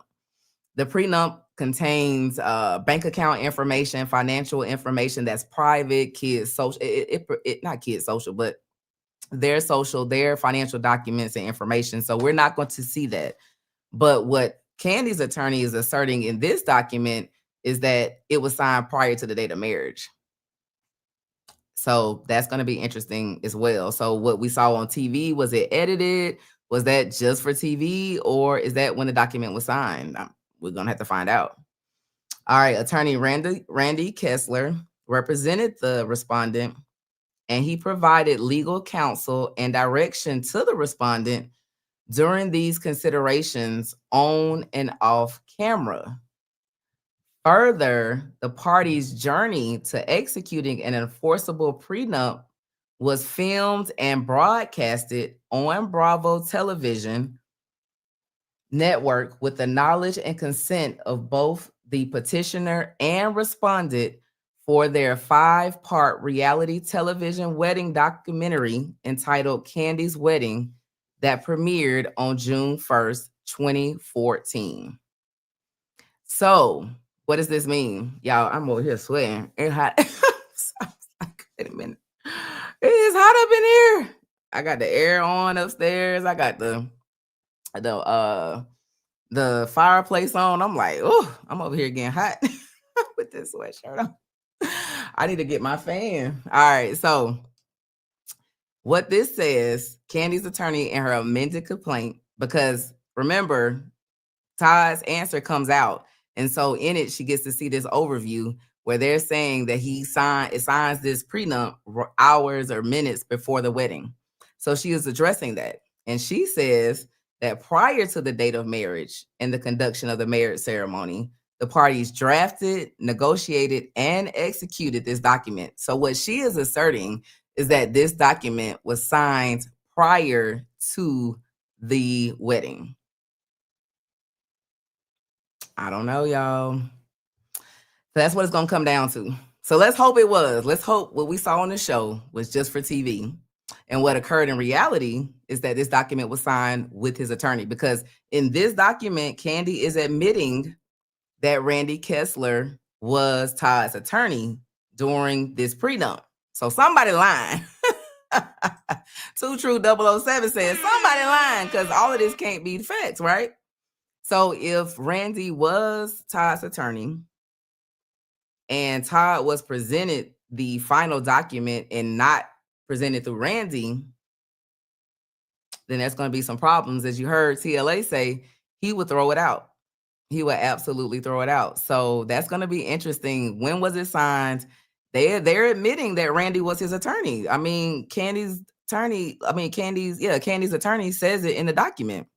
She says right here, she says Randy Kessler represented the respondent and he provided legal counsel and direction to him during these considerations on and off camera.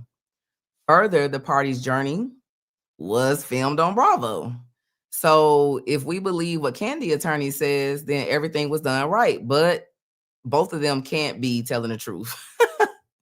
So who is lying? Who is lying? That is what's going to come out in this divorce. And that's why I say, y'all, things are getting messy. I hope we don't get kicked out. Shout out to Sass E Experience sends a $5 super chat. Thank you.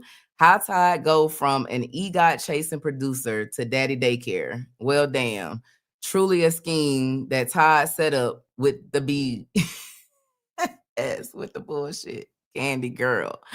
How did Todd go from an EGOT chasing producer to daddy daycare? Because he married the EGOT chasing Kandi.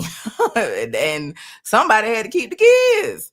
And that's the role that he took on. And so is it fair for him to be iced out? And so he's challenging this prenup. And if he breaks through it, Lee say he's getting $15 million plus child support. Oh, goodness. Halle Berry. Okay, so right off, Kandi's in her complaint, her amended complaint, she admits Randy was his attorney. So if that final document was not presented to Randy, I think the judge might have an issue with that. Did Todd fire Randy, or was it we finally got the final? I heard someone saying we can't get Randy on the phone, so instead of holding things up, I'm gonna go ahead and sign it without Randy. As the other attorney, as you heard Lee say, the due diligence is you reach out to Randy, you send an email and bag it up. We put it on Kandi. You halt wedding plans. Forget a show, forget a contract. If Bravo paid you $500,000 for this wedding, if they paid you $1 million and you're worth 34, you hold up that $1 million to protect your 34. Period. End of story. So she should have, if you wanted the prenup signed and that was a condition of you getting married, as Lee said, you halt things until that's done. You don't even play this. You make that prenup final being a condition of Bravo's show even starting. That shouldn't even, if it was something for the show, it really just should have been for the show. And you all are playing this out on the show, but that prenup should have already been signed if that was going to be do or die. It's no reason for you to start a wedding special and the prenup hasn't been signed. So bad move there. The respondent audibly announced during this documentary that he was indeed good to sign the prenup during a private encounter with the petitioner and after consulting with his attorney, Randy Kessler, on and off camera. Today, Todd is saying that's not the case. He's saying he wasn't good and that his attorney is saying, you knew I represented him and you submitted him the final document. So if Kandi's attorney knew he was represented, and so what if Randy couldn't be reached by phone? You all shouldn't have waited to the last minute. So if the attorney knows Randy is representing him, and obviously Kandi's new attorney now is admitting that they knew that they were in discussion with him, they failed by not making sure they had Randy to sign off on that prenup or to at least say, I'm no longer representing Todd. And I think someone dropped in the comments earlier that Randy actually told Todd not to sign, and he was his attorney. So I don't know, y'all. It's looking iffy if this prenup is going to be upheld. The petition goes on to speak about the 2 minor children being an issue. And here's is additional information. Both the petitioner and respondent are public figures and self-employed entrepreneurs who work in the metropolitan area and throughout the United States. So basically, Candy's saying, hold up, don't be trying to make it like I'm just the only one out here working and traveling and moving around. You are too. We are both self-employed entrepreneurs. We work here and we work throughout the US. We both do this. So this is going into her vie for asking for custody. She then says during the periods of time that the respective parties' work schedules require them to travel, the petitioner has hired and paid the expenses for a full-time nanny. So basically, once again, Kandi is lumping them into this together. Like, we both have respective work schedules that we both are gone. So don't let day-to-day care videos fool you. There are times that Todd's business makes him travel as well. The nanny has provided care and assisted the parties with the minor children throughout the marriage and since the respective births of each of the minor children to date without any objection from the respondent. Both the petitioner and respondent have held professional obligations that have required each party to travel away from the home for extended period of times independently and jointly prior to and after the births of both of their minor children. So what Kandi is saying, don't be fooled now that I'm not the only one that's out here being a boss and traveling and working. So is he. And that whenever this occurs, I pay for a nanny. And basically he never had a problem with it ever before. So now I asked originally for joint custody, which means if I need help, we have this nanny. But now you're asking for primary custody because I'm always on the road. And it never was a problem before. So why is it a problem now? And y'all, this is why a prenup is important and why we said on the live Saturday, you don't divorce who you marry, right? Because just like Candy's pointing out, it was all good till it ain't, right? It was all good. You didn't have any problem for 11 years. I've traveled, I've worked. The kid, I think the oldest child was born, let's see, 2016. What is that? 7 years old. Like you haven't had a problem, right? You haven't had almost 10. You haven't had a problem. 9 is the oldest. You haven't had a problem with this. You haven't had a problem with the nanny stepping in and helping me care. But now that we're getting divorced, it's a problem. That's what happens, y'all. You do not divorce who you marry. In addition to the nanny service, the petitioner has a diverse and concentrated family support network, which includes maternal grandparents, aunts, uncles, and cousins within a 5 to 20-mile radius of the family residence.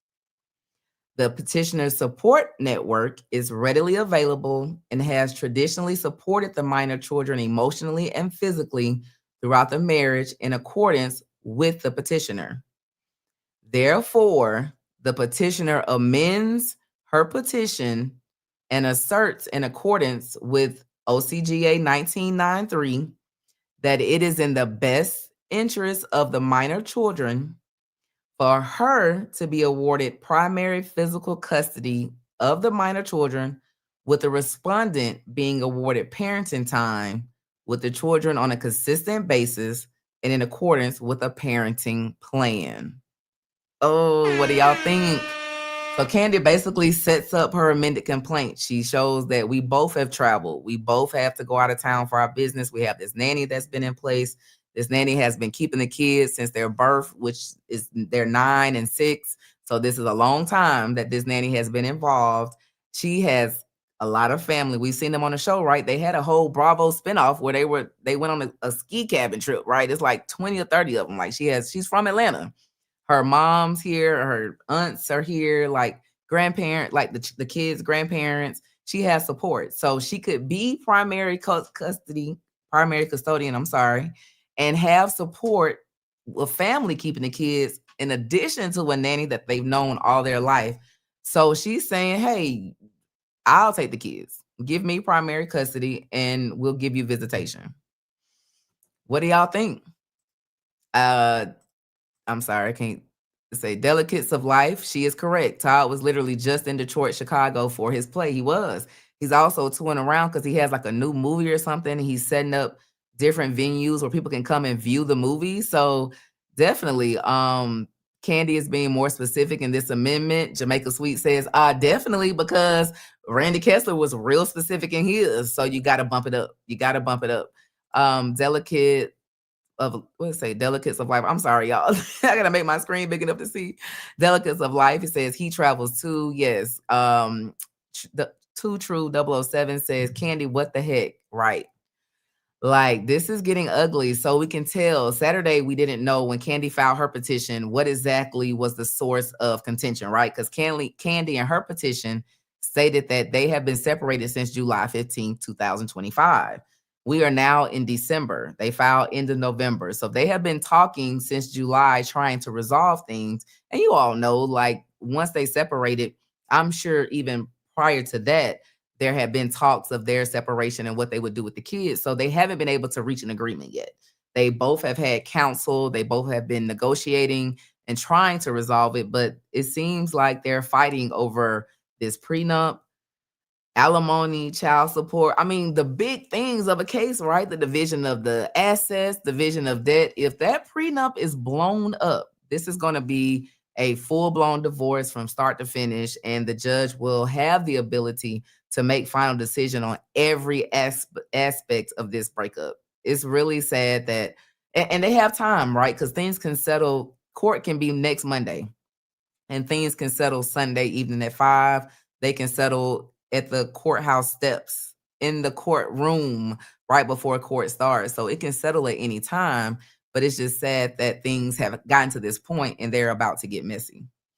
So Kandi says, look, I got family, I got support, I want to have the kids. And so they're already going to be fighting over custody of Ace and Blaze. The petitioner, let me go back. Share. The petitioner reaffirms that it is in the best interest of the minor children for the parties to be awarded joint legal custody of the minor children, and further asserts that it is in the best interest of the children for her to be awarded final decision-making authority with matters related to academics, education, and healthcare.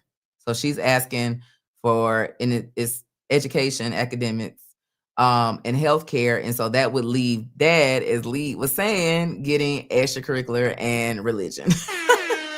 Take those two. I want the main ones because she's asking to be the primary custodian of the kids. So, and I see Jersey Girl Trey says that's so sad. Don't fight over the children. And a lot of times, unfortunately, that's what it is. That's what it is, right? They can't agree. So whenever you can't agree, you come to court. But like I say, they have a lot of time that they can work things out and settle before it gets to a trial point.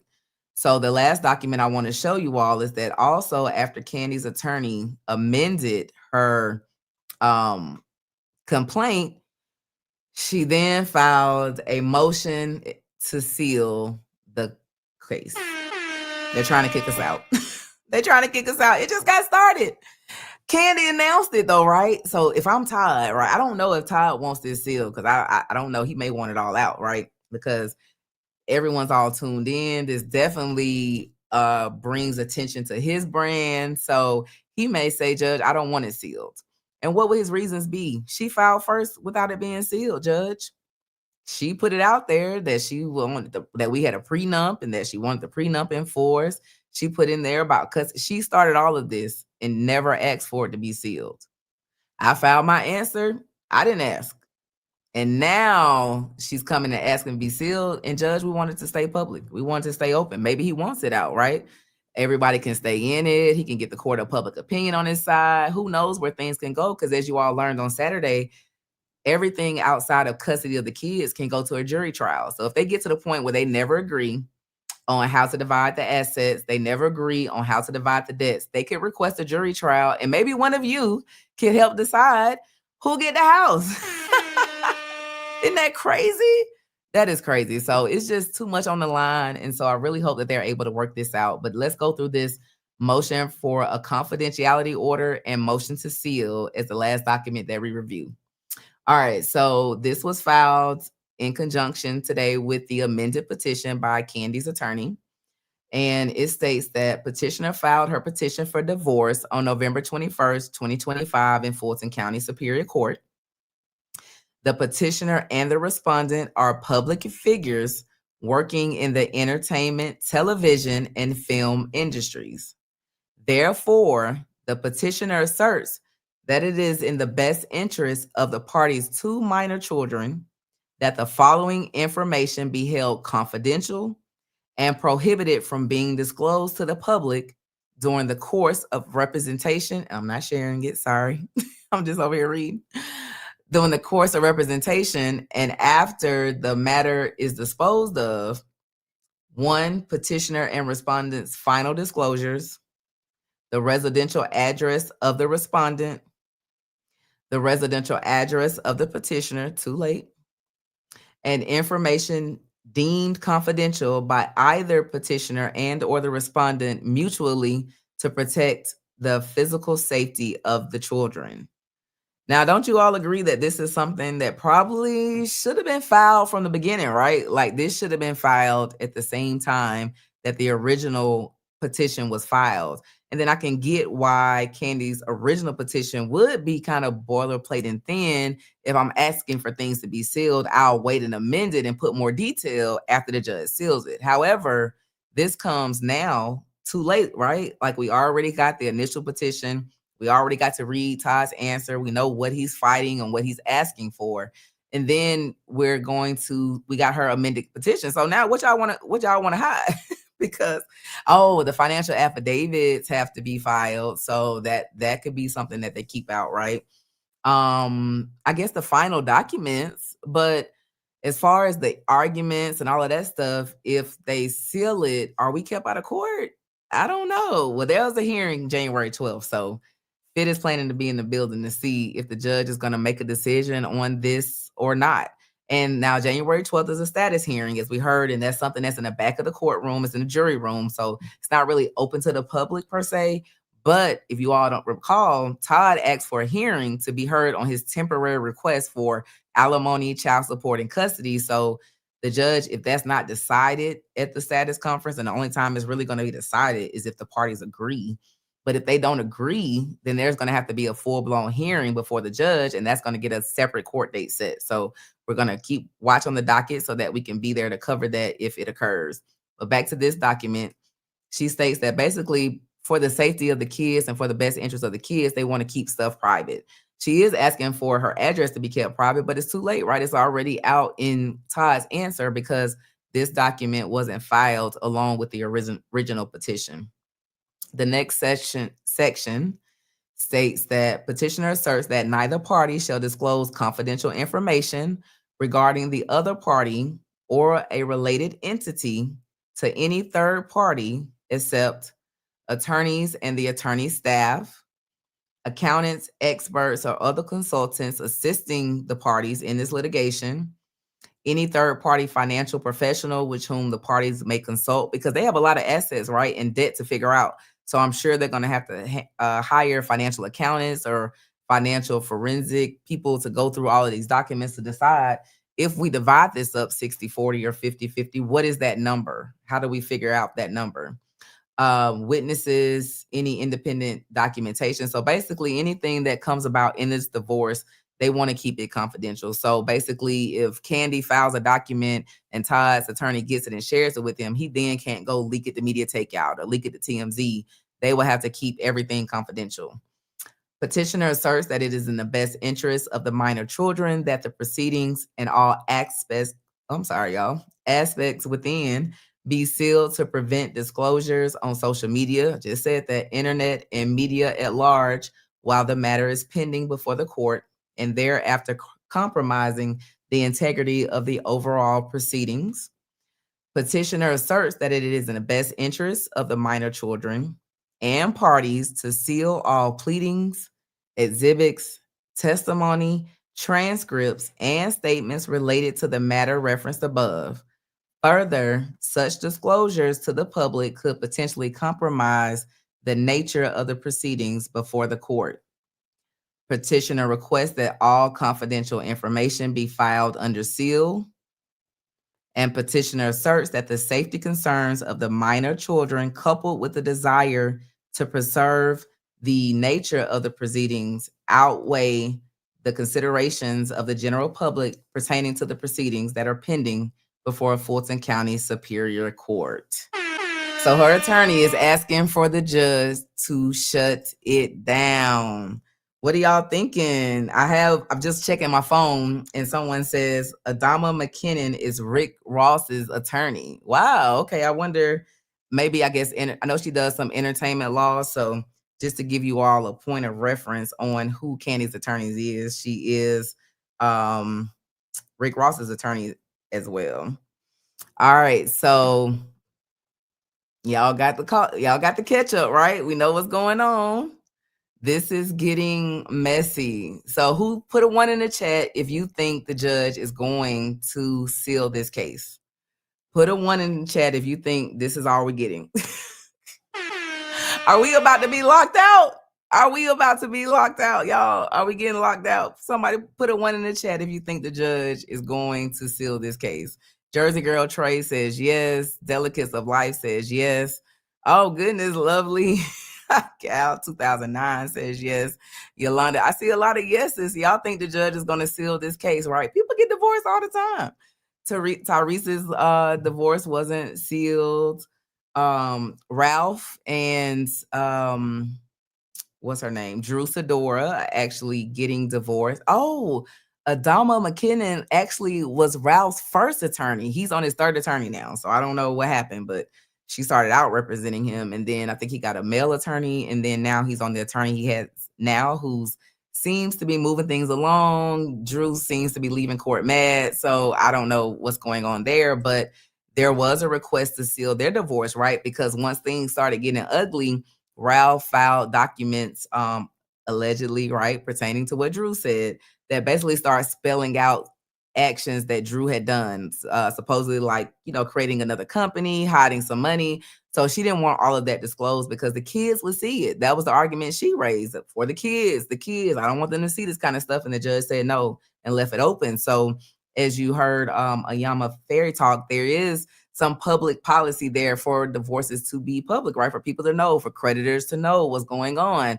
They have restaurants in Atlanta. Actually, they are in litigation with some of their businesses. And I actually found, I know it's getting late, so I'm not going to pull it up now, but a lawsuit that the same attorney that represents Kandi has filed on behalf of the businesses. And I question whether or not there's a conflict of interest, right? Because the businesses are owned jointly, and which means Todd and Kandi own the businesses.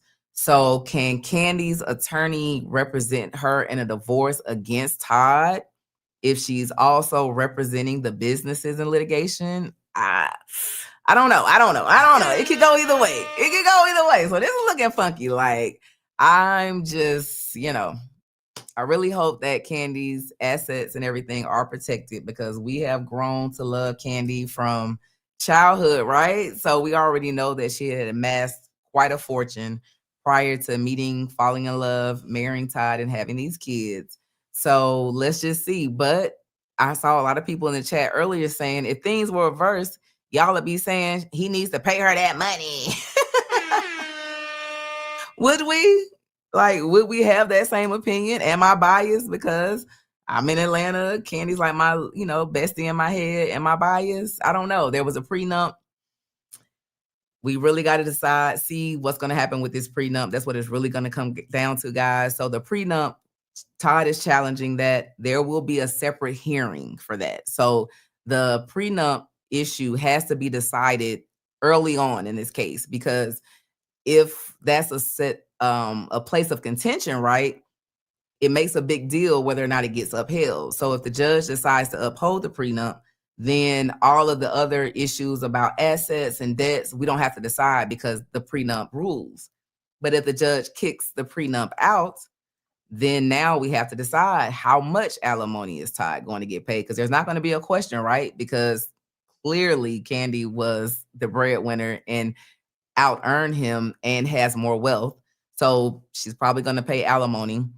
If he gets primary custody, she could pay child support. And you learned Saturday that even if there's joint custody, a 50-50 parenting split, if the obligation of Kandi's outweighs Todd's financially per the worksheet, she could still pay him child support. So that's probably going to happen. So she'll probably have to pay child support, alimony, and then they have to divide everything that they have amassed. They just had great success on Broadway with the play that Denzel was in, and they've had a lot of success. They've also had some debts, right? Because some of the businesses have closed. So if the prenup is kicked out, then a judge, if they can't agree, decides the percentage breakdown of who pays the debts, the percentage breakdown of the division of the assets, how much of an award Todd is paid out, and decides who gets custody.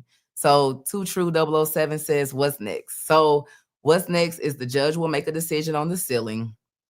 They have a status conference set for January 12th. So let's just stay tuned. Let's see.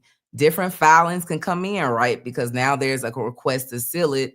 Todd could file something to join in the request, or he could file something to argue against that request. So that could be filed tomorrow. So just like, share, and subscribe. Stay tuned to the channel because things in this divorce could change daily.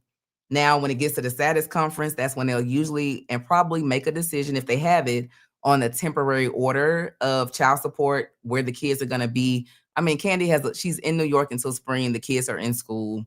They're going to remain in Georgia. No judge is going to uproot them out of school to move them to New York until spring. And then where would they go? So the kids will more than likely remain in Georgia throughout the school year, which means Todd will be awarded temporary primary physical custody of the kids, which means he also will be awarded some type of child support amount. And these things can be agreed upon. They can get to January 12th and have worked out a consent agreement. A judge doesn't have to get involved. They can submit that to the court and it becomes what they have to follow. So this could all be worked out, even though it looks really messy.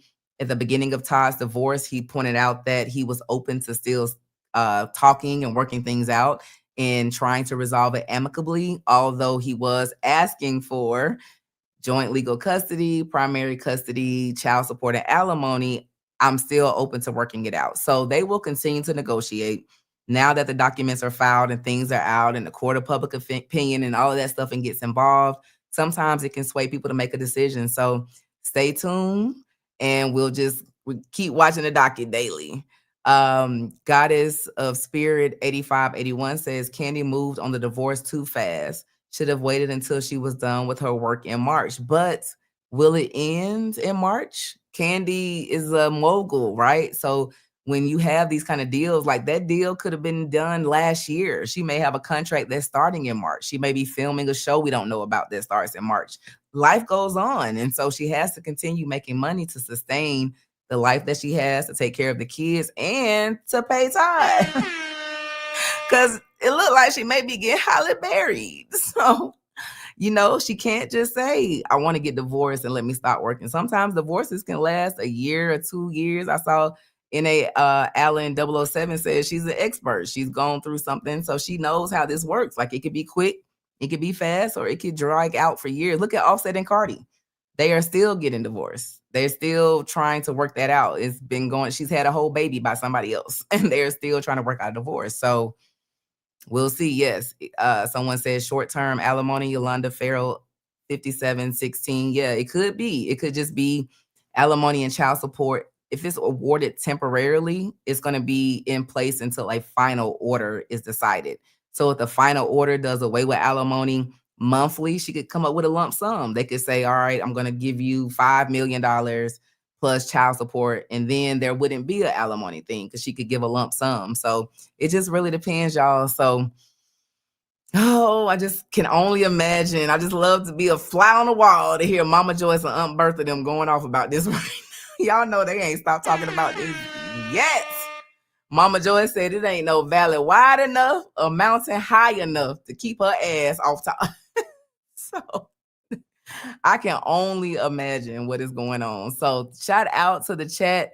We had up to like almost 300 people in the chat. We had the TLA. Y'all put TLA in the damn chat. TLA jumped in the chat and asked for me to drop the link I'm so honored to have him jump on. TLA, I hope you're enjoying your workout at Lifetime. Thank you all so much for tuning in. Make sure you like, share, and subscribe the channel. I will be covering this the entire way. Even if we get kicked out, I know folk down there in Fulton County, so I'm going to try to see if I can get some stuff. I was a public defender in Fulton County for 8 years. Let's see if it earns me anything, okay? So just make sure you all stay on the channel. Shout out to Kandi Kane Jane 1146 became a new member on the channel tonight before the show even started. Guy Incognito, thank you so much for your $5 super chat. And Allen 007 supported us so much on Saturday, and she was back again today with a $20 super chat. Guy Incognito, thank you so much again for your super chat. And everyone else that tuned in and commented. I got some more down here. NA Allen 007 was back again with a $10 super chat. And then Sassy Experience with a $5 super chat. Thank you all so much for the support. Shout out to all the mods in the chat. Shout out to TLA for coming up and making this an amazing live. He just added so much value as a 20-year family law attorney. This is all he did, right? So he can speak about this at length. So I'm so glad that he stopped by, came up, shared some of his knowledge. Thank you all so much for tuning in. And like I say, stay tuned, because every time something drops in this case, I will be covering it. Shout out, this has not been legal advice. This has just been legal entertainment. And I will see you in court.